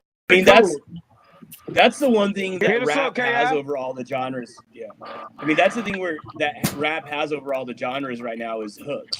I mean that's the thing most artists like rock, country, metal really needs to pay attention to rap and the hooks they're doing, because rap's hooks in rap music, the hook is everything. I mean it's everything, and that's my love of rap is the hook. That was my Master P or Pastor Troy. I would say Troy. Master P would be for me. Troy. Yeah. Mystical or Busta Rhymes? Busta Rhymes, without a doubt. See, I'm a Busta mystical baby. Yeah. I respect that, absolutely. What about Yeah. I mean, what about pop music? Yeah, man, I'm not that happy of a person. You know, like pop music was a struggle for me. You know, I mean, like, what about emo yeah, I just couldn't. punk rock? Oh, without a doubt. I mean, like emo and punk rock were definitely around when but I got to see 9 Inch Nails with David Bowie, you know, in concert in the 90s. I mean, so like that emo, I love The Cure. I love all that stuff that came out of Britain at that time. I listened to all these songs. I listened to the Misfits and Breaking Benjamin and shit. Misfits are fantastic. You know what I mean? Black Flag is. How do you feel about alternative rock? I loved it. Like in grunge. I played in grunge bands in the 90s and toured in the 90s in grunge bands. So I loved alternative rock. Yeah, I mean, I started playing alternative shows in 1994. You know, and I wrapped them up like 1999. But I loved it because it had so much mix of everything. You already said Rage Against the Machine, but what's your favorite new metal band? Oh man, I can't do much of that. I keep going back. There's one album I continuously go back to, even no matter what metal's on, and it's Cowboys from Hell from Pantera is one that I love, and the other one's Metallica's Black album. Like I just can't beat Metallica Black's album, you know. But like metal music to me now is just it's in a different category of what I like, and that's just me personally. Don't taste as good. Yeah. I've done it like we go duck hunting a lot, and like we'll hit it before we go duck hunting, and it's not the same. You know, I mean, it just doesn't. You know, it's. Y'all got a Waffle House up there in Colorado? We have them, yeah. I mean, they're not like the ones in the South. I mean, they're not. Those are definitely. Oh yeah, they just slinging chairs around here, cuz. Yeah, I think so. Look at that waffle area. You know, that lady done took so many chairs, she just reached up in the air and waved that bitch out there and sat it back down. Another one, we was in not us was in it. We were there, and it was this big crazy at one time, and it was like right by us. Another time, there was this big shooting in Austin, and we was in the club. This was like 2019, right as COVID was starting and shit, and there was like it was in Austin, Texas. There's a big old shootout, and they were like shut all the clubs down. They locked everybody in all the clubs and stuff. And so me and my homies, we in there with all our straps and shit. They let us go to the car, and we was in there with the owners of the club and shit. And he had this silver fucking AK out there. It was crazy. Growing up, was you a shady baby or was you a bubble baby? What do you mean by that? What is that? Tell me.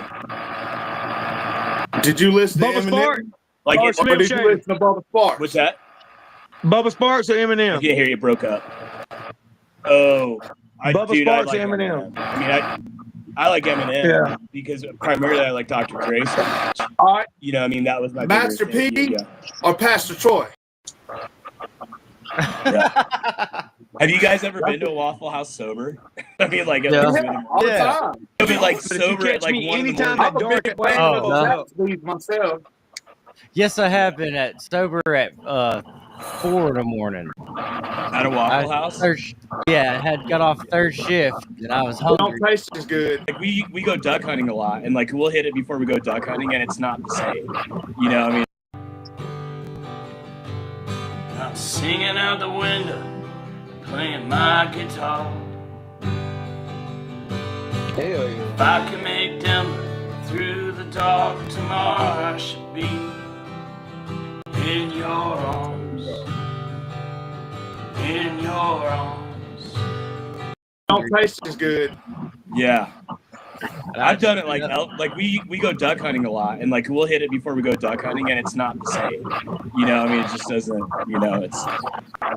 Y'all got a Waffle House up there in Colorado? We have them. Yeah. Yeah. I mean, they're not like the ones in the South. I mean, they're not. Those are definitely. Oh yeah, Waffle they were Houses slinging shine the chairs best. around here, cuz. Yeah. I think so. Look at that waffle area. You know, that lady done took so many chairs, she just reached up in the air and waved that bitch out there and sat it back down. Do not order biscuits; you'll get crackers. Yeah, that's true. Yeah. You're going everywhere looking for a biscuit. You don't call it the biscuit. I don't know what to say about wearing an American flag shirt over there. I think you'd be better off wearing a Texas shirt. I don't know. That's a good. Yeah. Just get some Texas shirts. It's weird, bro, because I talk to a lot of people from overseas. Like, they'll hit me up, you know, doing different things. That's how I know. Damn. That's how you know. I only have one Huddle House. In the Waffle House. I've never been to a Huddle House. What about one of these? You ever had they got French fries? They got French fries there, homie. Yeah. And the cigarette machine. Back in the day, you could get the cigarette machine at the panhandle. That's how you used to get it. You had to pull that bitch out to put your money in there and go. Bloop, bloop. The motherfuckers was $1. Yeah. They have an ashtray on every table. Hey, I used to live right down the road from There's a non-smoking section in a Huddle House. I can't believe I paid $10 for a pack of cigarettes. This fucking. Been drugged through the mud by some people that I love. They stab you in your back and smile in your face and show fake love. I've been thugging since a youngin', I was raised on pop. Sticking to my surroundings when I was posted on block. They call the cops, I had to shake the spot. Cause I didn't wanna get on lock behind selling some pot. Cause Leftroy McDowell Jr. still a hustler. Came up from the struggle, got in the game, made money double. Mama said don't never trust no soul, don't let them in your heart, they trouble. That bust show bubble when you're flying high, they don't love you. It's a shame that last year I lost my will to live. I went insane, I had to lay to rest my infant kid. What's one of your craziest performances you ever had? But like, I walked out to the parking lot and this girl goes, "What are you doing?" And I said, "I'm going to call my wife." And she goes, "Well, those lead singers are always fucking married." And I was like, "Yeah, you know, like, what do you want me to say?"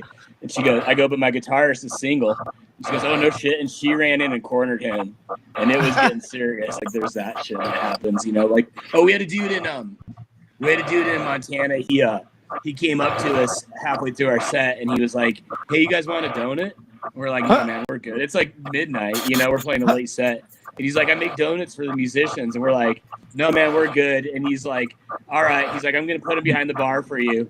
And then like, you guys can have them after the show." We're like, "All right." And then everybody from the bar thought it was for them, and they all ate them.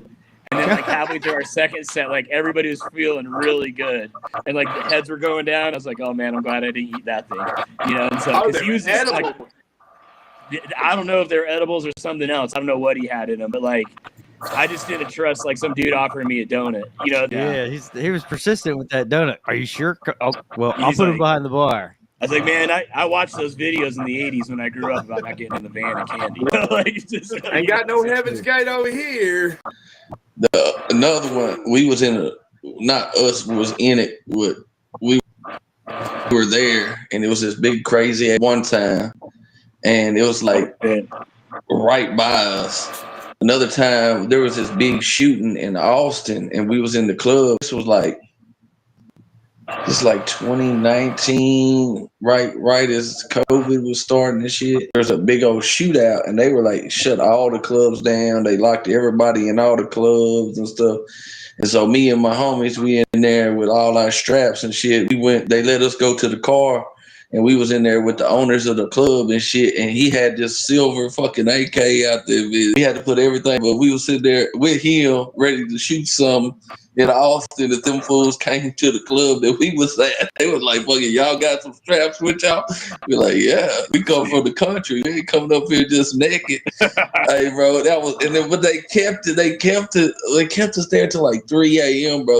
Here's the deal, what I love about Aerosmith. Aerosmith introduced Run DMC to half the white population in America, right? Yeah, because he was falling off then. He was falling off before he got with Run DMC and did that Walk This Way shit. Walk This Way, and it took it to a whole new level, you know? And then and I think out of that, you got like Rage Against the Machine. You got some other bands that came out that crossed. Well, the Beastie Boys are really Yeah, bad, I was fixing that to you say, got that and you album, can't but forget about Kid Rock in the early days and fucking Everlast or any of them, you know what I'm saying? Because they was all kind of doing well, I the mean, I listened to Everlast when he was in House of Pain. I mean, I've been listening to Everlast Right, since House of Pain came out. Like and Everlast is an underrated guitarist too. I mean, he's a great guitarist. I think he's an underrated He's a fucking artist, fantastic dude. I think I he's think got so way too. more to offer than a couple of singles that blew up. Yeah, that's a legit statement. And House of Pain was a great rap group. You know, I mean, they were all on the same label as Cypress Hill and all those guys when they came out. I think, weren't they on Tommy Boy? Well, not exactly. They were on their own fucking shit, but what had happened was they had a beef with Cypress Hill because Hits from the Bomb, they both rapped on the same beat. And then it was a beef. Yeah, it was an actual rap beef, and I guess they squashed it or whatever because they put Whitey Ford on a fucking feature on the one of their albums. Right. You know what I'm saying? So I don't know. Right. I think if I remember that story right, man, the label did it to him. They didn't even know. The label undercut House of Pain. I think that's a label issue if I remember that song. But you know, I mean, that's. You know, I mean, like for me, in the music I listen to, it's all because like I grew up like we could listen to Pearl Jam and then listen to Cypress Hill. Pearl Jam is one of my Beastie favorite Boys bands and then ever. It could bounce. So one of my great, favorite man. songs. And what about Aerosmith? Aerosmith introduced Run DMC to half the white population in America, right? Yeah, and because he was falling off then. He was falling off before he got with Run DMC and did that Walk This Way shit. Walk This Way, and it took it to a whole new level, you know? And then and I think out of that, you got like Rage Against the Machine. You got some other bands that came out that crossed. Well, the Beastie Boys are really. What's your favorite like metal like rap collaboration? Right now is Deftones. Right? Yeah, I mean without a doubt. I mean, but that's my band. Yeah, you know, I mean that's. I grew up on Deftones too, so yeah, they're fantastic. You know, I mean we're the same age. I like Deftones, but I love System, man. I love System and how they do that music, man. Dude, I love Limp Bizkit. I grew up on that. Stained, of course. Right. You know what I'm saying? Puddle of Mud, fucking. Right. I mean, Mudvayne. I mean, you know. Hell yeah. There's so I like many. that band. Hell yeah. That's my favorite genre is new metal. So that's why I'm so adamant about, you know what I'm saying? I mean, Limp Bizkit, when they came out, just hit a home run. I mean, they just hit it so hard. I mean, like, Kid Rock came on good, but it took him another 5 or 6 years till he went like this. Limp Bizkit. Yeah, that probably Fuse Metal album was really fucking good. Right. It really fucking was. I mean, I got a people don't realize that because you're like Kid Rock, Polyfuse Method. What the hell is that? We know Devil Without a Cause. This is before that. I know. Yeah. So what do you guys? Because this is always the question I like to ask people that are in rap is like sampling compared to scratching. I remember when fucking Limp Bizkit goddamn made it on TRL and fucked everything up. Did you see that footage the other day of Fred Durst hitting the drone? Like the drone was flying at the That's show. just fucking epic, dude. If I ever get a big show like that, and a drone flies at it, I'm gonna fuck that. He took that shit out quick. I'm gonna grab that son of a bitch and look at it and be like, just make sure I can get that SD card out at the end. I'll be happy with that. Well, obviously somebody did because I mean I seen the footage of it coming up on him too and going back. I ain't seen that. Oh, you did? Yeah, and all that shit was playing. They did it during break stuff, bro. Oh, yeah, really? He reached out there and just tapped it with the mic. Oh, I thought it was a legit deal. Well, that's what you're supposed to think. It's entertainment. Yeah, exactly. I fell for it. Yeah, I mean, I'm guilty as charged, you know. I liked it. I knew better. I mean, music was the one thing I could pay attention to. Man, I don't know about you guys, but I hated reading when I was a kid, and I always got in trouble. You know, like, and I always got in trouble. And music was the one thing I could. Yeah, I mean, music was the one thing I could pay attention to, and I grew up when records were coming out and CDs were coming out that you could read on liner notes, you could read on who produced it, you could read on all that. And like I grew up in a time of music that there was so much great music that if you didn't get into it, I don't know what was the matter with you. You know, I mean, like I literally watched and I watched the end of headbanger music or like hairspray music, you know, to grunge kick on.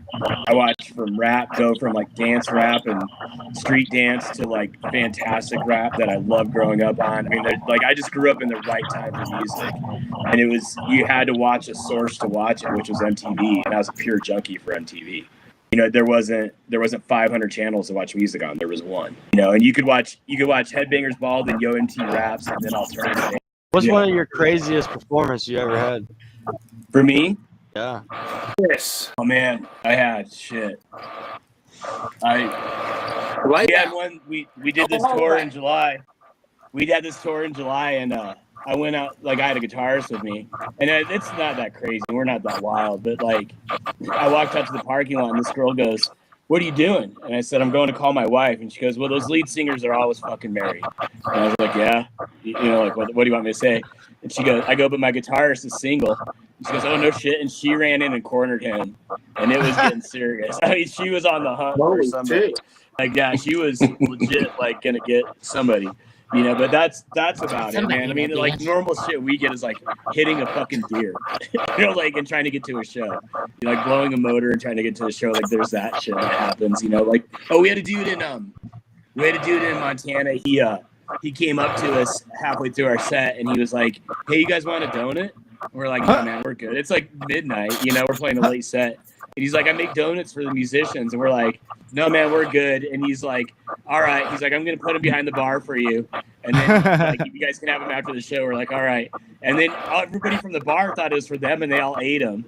And then like halfway through our second set, like everybody was feeling really good. And like the heads were going down. I was like, "Oh, man, I'm glad I didn't eat that thing." You know, and so because he was just like, I don't know if they're edibles or something else. I don't know what he had in them, but like, I just didn't trust like some dude offering me a donut. You know, that's like stumbling around. You know. Out of you, bro. Yeah, he was persistent with that donut. Are you sure? Oh, well, I'll put him behind the bar. I was like, man, I watched those videos in the 80s when I grew up about not getting in the van and candy. Yeah. You know, like, just, ain't got no Heaven's Gate over here. I think he's an underrated fucking artist, dude. I think he's got way more to offer than a couple of singles that blew up. Yeah, that's a legit statement. And House of Pain was a great rap group. You know what I mean? What had happened was they had a beef with Cypress Hill because Hits from the Bong, they both rapped on the same beat. And then it was a beef. Yeah, it was an actual rap beef, and I guess they squashed it or whatever because they put Whitey Ford on a fucking feature on the one of their albums. Right. You know what I'm saying? So I don't know. Right. I think if I remember that story right, man, the label did it to him. They didn't even know. The label undercut House of Pain. I think that's a label issue if I remember that song. But you know what I mean? All right. You know what I mean? That was my Master P or Pastor Troy. I would say Troy. Master P would be for me. Troy. Yeah. Mystical or Busta Rhymes? Busta Rhymes, without a doubt. See, I'm a mystical baby. So what do you guys, because this is always the question I like to ask people that are in rap is like sampling compared to scratching. Like what are your thoughts on it now in rap? Because it seems like those have both gone away in rap in bigger ways now. Can I have both, please? What's that? Yeah, no shit. Can I have both, please? I love scratching and I love sampling. Right. I know. But like I like to sample my own music. That's what I like to do. I like to get like a little sample and then build a whole new song. Yeah, if you had to choose, I'd probably choose samples. Probably do samples. My old lady got some. Can you? I don't even know how many you guys got are in it. no more. Can you still get samples off of old albums, or is it a hard problem to do when you're producing? Is it harder to pull up samples? Is that half the issue? Yeah. I mean, I guess you got to get a hold of the person if you want to do it legally.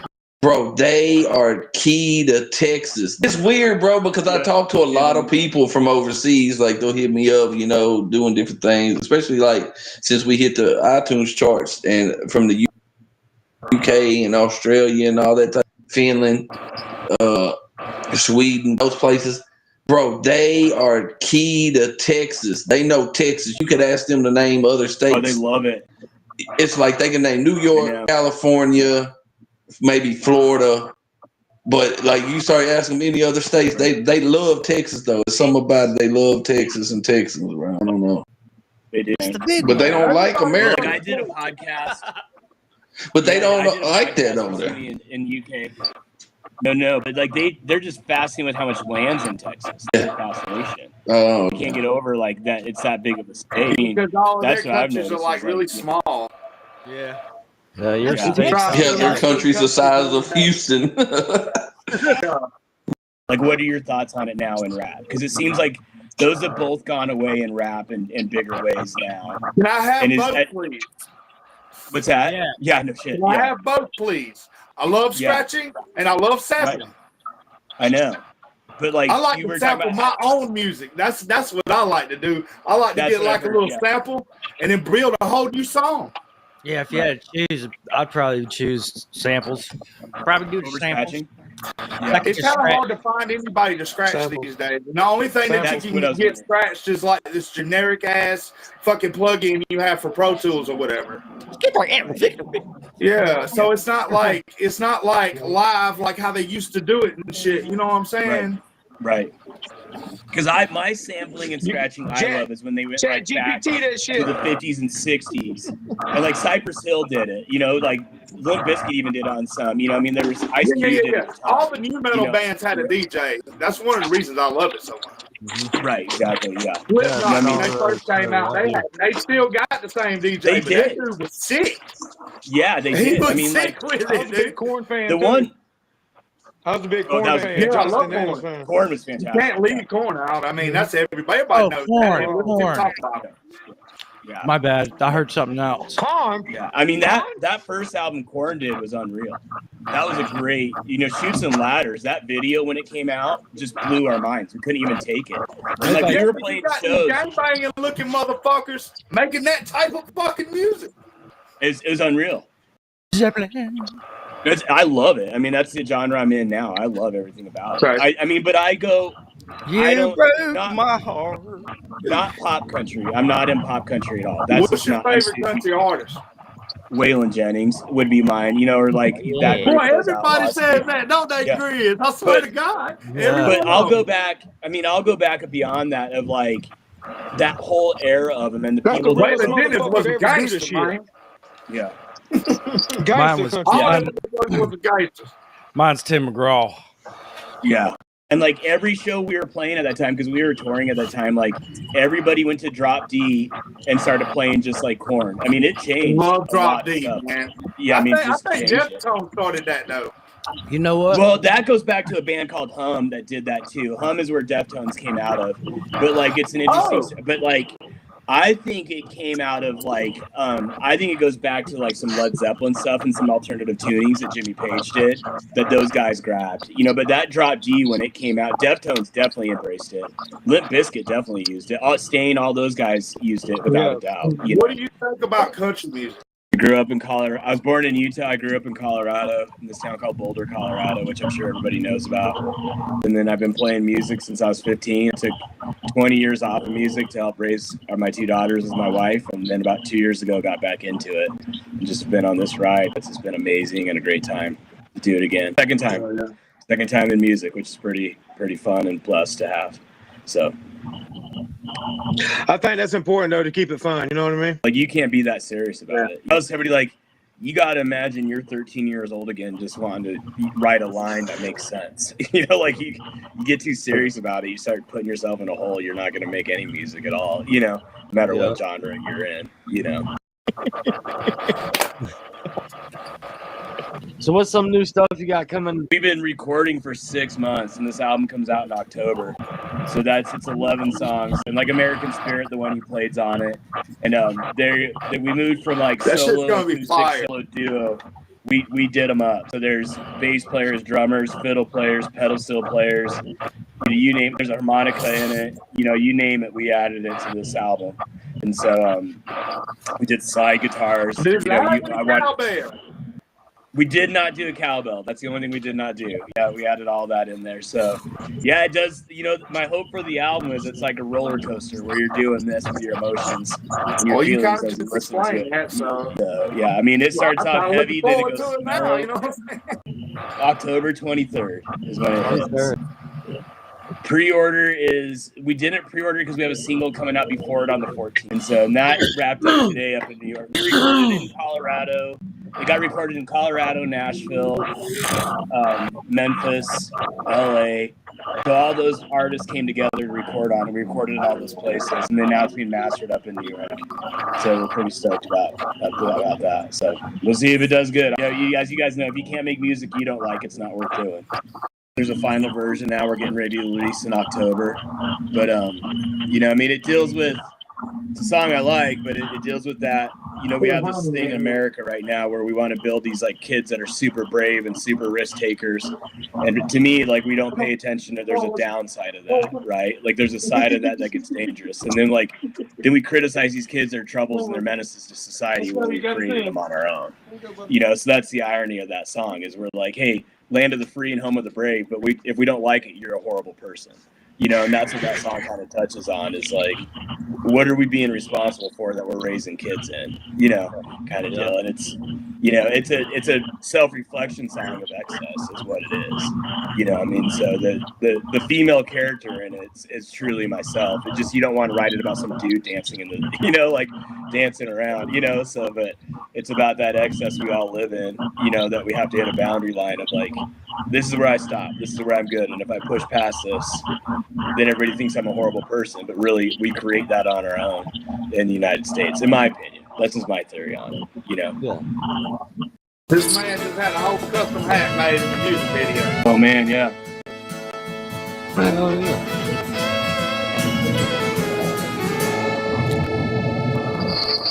And that was the music video. Yeah. That's fucking right. It was fun. Yeah, it was bad. I had a good time on that one. What are you, crazy? I'll take my Prius. Nah, you see people, people have Priuses and Mercedes and Lexuses and Hondas and little stuff out here. And bro, people in the ditches. People can't go up hills. People don't know how to go take the side street and go around and stay flat and smooth. But at the time, I was driving a Suburban. They probably slamming on Well, brakes. at the time when it happened, I was driving a Suburban, and it's way heavier. It's like a truck and shit. But bro, I was out here. I wasn't pulling nobody out the ditch or nothing. But you had little people out here in Jeeps and like little Nissan lifted trucks and Toyota little lifted trucks, and out here got them going all over that shit in the snow. It was crazy. And another thing is out here, cause in the country, is what they do. These fools be driving their tractors down the road with a bucket on the ground, just scraping ice for the people to get to their houses and shit. You pay them like 10, 15, 20 bucks. Need to friend with a tractor. Yeah. It's like 20 bucks. They'll come clear. Yeah. That 20 bucks they'll like come clear to your driveway. What's worse, the rain or the snow? Leave the club, we'll go to the Waffle House, right at the club. You'll find some. That's when you don't want to go to the That's Waffle what I was going to say. I don't know if you should give that advice out. House after the hours of 3 p.m. to 5 p.m. Guaranteed smothered hash brown. And 5 p.m. is probably about the time that all the hunters come in. How do you know, Wes? Because as a teenager, I worked at the fucking Huddle House. That's how I know. This fucking jackass gonna do. I bet he sounds like Jackass. Yeah. Oh damn. Yeah. Then when the main thing I'm excited about is getting Made this some album folks out. leaning That's up the main against the one. wall, stand up. And then I was coming Start out. dancing. Yeah, that's the main. You get them dancing. Yeah. So that'd be cool to do an album party, man, on the show. I was just sitting at work, just looking through my shit, and all of a sudden I'm looking up. It's like, congratulations, you have 900 new views. I was like, what the fuck? Where the hell those come from? Yeah. So shit then. So I started resetting my shit, thinking my shit all fucked up. So I was resetting my shit. Then I was like, oh, this is it. Then I thought 2 days later, you have 902 views. I'm like, oh, ain't that a bitch? Yeah, you gotta pay attention to that studio, YouTube studios, man. It's cool that sometimes we have special cases in life that we can choose our family. And I has been better and stronger than the family that was given to me. And I know that sounds Amen to that. hateful, but that's really how I feel. I can relate to that too, Zilla, because most of my family that I have now, that I call family, I built outside of, just for those that know what I do, like I see Sunny here, she's part of the fam. They be like, I'm hungry. What are we gonna go eat? Shit, whatever you can buy. You gonna buy for me this time? I bought for you last time. I'm trying to teach you. You gonna buy for me? I got a credit card. I might got a pocket full of money, but it's just teaching them. You know what I'm saying? And at least and then teaching them. Somebody might have it, like I might have it, but at the same time, if he even just offered to pay for it, I would pay for everything. You see what I'm saying? It's like you teach them at least to be courteous and kind in other ways sometimes now. Sometimes time is our enemy, but sometimes time is our friend too. Not enough time. There's not enough time, and time is all we got. And that's the most important thing. Just like my old lady says all the time, make memories. Memories matter. And that's what the baby said too. Oh yeah. Like we said earlier, the world's on fucking fire right now, y'all. That's why I want to What's keep going people's on? content to go out there for people to get their minds off all this bullshit and the Jerry Springer internet shit. You know what I mean? And kind of look at something good. And that's why I'm trying more content. Well, the worst thing you can do, this is something my dad did to me. That's why it doesn't bother me as much in my adult life. I'm used to people throwing me away like garbage. To be honest with you. The worst thing you can do to somebody like that is in their worst times, or they're going through a very impactful time in their life, is to throw them away or turn your back on them. Yes, it's okay to not want to deal with it, but if you have a connection with this person and it just takes one little thing for you to just cut that off, was that really your person? But you at least need to have a conversation with somebody just like, fuck it. There's a word for it, and it's a part of trauma. It comes from always being let down through like time and time again, and you resort to anger over anything. It's like a defense mechanism. Your anger and your will to run or whatever may have you, it overtakes like a defense. It's kind of like flinching. So as soon as you see a tough situation or a heated argument or something like that, or you get called out or something gets said about you, it's kind of like a automatic defense. It's part of growing up. It's part of being a man, and it's part of learning, because that's what it's all about, is learning. Because we wouldn't know shit if we didn't learn it first. You know what I'm saying? I didn't realize I was doing that myself to people until it got pointed out to me by my therapist. Which, if you're one of them that's against therapy, I was you. I would highly suggest going to it, because holding on to all that, y'all, is never good. Hurt people hurt people. If you do not properly deal with what's wrong with you, will definitely take that out. I live it daily. So, I mean, it's all in learning and growing and healing. You got to learn how to heal yourself. If you don't heal yourself, you're gonna go around trying to learn and fucking touching the fire every time, even though you know it's hot. You still gonna do it. And you learn nothing. So it's very important to heal yourself through your learning process. More people need to understand that, because if you pay it forward just a little bit, changing, like you pay it forward to one person and that one person pays it forward to the other person, that's two people. It's a hand up, not a handout. I love when Zilla first told me that, bro. I've been living by that. Like, I'm like, you know what? More people need to understand that, because if you pay it forward just a little bit, changing, like you pay it forward to one person and that one person pays it forward to the other person, that's two people. You notice he's being quiet, he's got a studio set up now. He's putting his focus on music. You kind of change the narrative sometimes to help somebody out in the worst possible times. Well, the worst thing you can do, this is something my dad did to me. That's why it doesn't bother me as much in my adult life. I'm used to people throwing me away like garbage, to be honest with you. So the worst thing you can do to somebody like that is in their worst times, or they're going through a very impactful time in their life, is to throw them away or turn your back on them. Yes, it's okay to not want to deal with it, but if you have a connection with this person and it just takes one little thing for you to just cut that off, was that really your person? These kids need a little bit. You being a nuisance, sir. We need a little bit of guidance out here. Yep. We all need a little bit of guidance. That's why the music's got to change a little bit, man. Yeah. Instead of shooting each other and beating each other up, kind of do something different. Go out and change the community. Yeah. Go out to these Go out to these juvenile centers that have, like we were talking about earlier, probably about these kids that don't have moms, don't have a dad at home, don't have moms, don't have any structure at all. Show them how there's another way. Especially if you've been that kid, you know what that's like. You don't want another you. You want somebody better than you. Yeah, you right about that, because even like out here where I'm at, like maybe an hour and a half down the road, they got like this boys' home.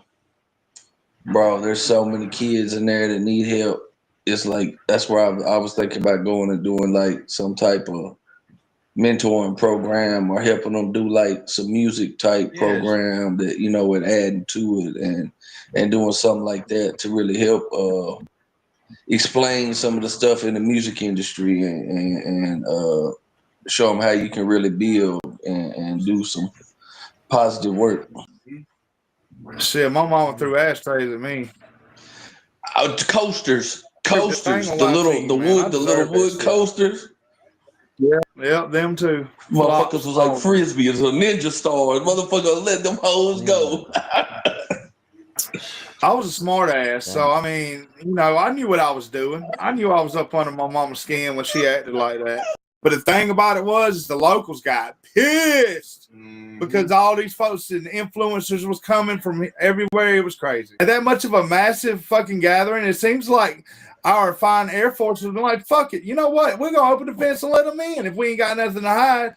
You know, I don't know why you don't just do a tour. Do a tour once a year or some bullshit. Charge $100 a person, make some money. Fucking, and then turn around and give it to the school system because all these kids need it. They put the funds into something. That take care of the whole United States fucking school fund right there. I'm severely disappointed we can't get that same amount of effort to go and do something positive for some shit.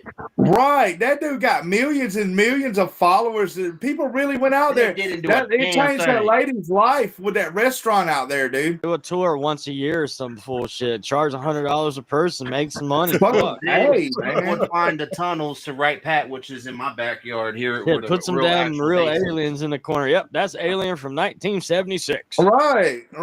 Fucking, and then turn around and give it to the school system because all these kids need it. Yeah, there you go. See, put the funds into something. That take care of the whole United States fucking school fund right there. Yeah, that might actually help out multiple funds. Should they get my money? I'd go look at it. Shit. Me too. I'm getting a plane ticket there now. Shit. Kelly, you need to burn Elvis and Jerry Lee Lewis too. And I was trying to remind people that it's never too late. No matter what you think that you are, you can always be better. Where you're at now doesn't mean you need to stay there. Get off my computer, sir. And I would like to back that up with I have fathered children that didn't come from my loins, and you couldn't tell me no difference about me being their father and vice versa. So shout out to all the stepdads and stepmoms out there. It takes both of us. And as long as we do a good job, then that means we fulfill our purpose in life. Shooting each other and beating each other up, kind of do something different. Go out and change the community. These kids need a little bit. You being a nuisance, sir. We need a little bit of guidance out here. Yep. We all need a little bit of guidance. That's why the music's got to change a little bit, man. Shooting each other and beating each other up, kind of do something different. Go out and change the community. Go out to these juvenile centers that have, like we were talking about earlier, probably about these kids that don't have moms, don't have a dad at home, don't have moms, don't have any structure at all. Show them how there's another way, especially if you've been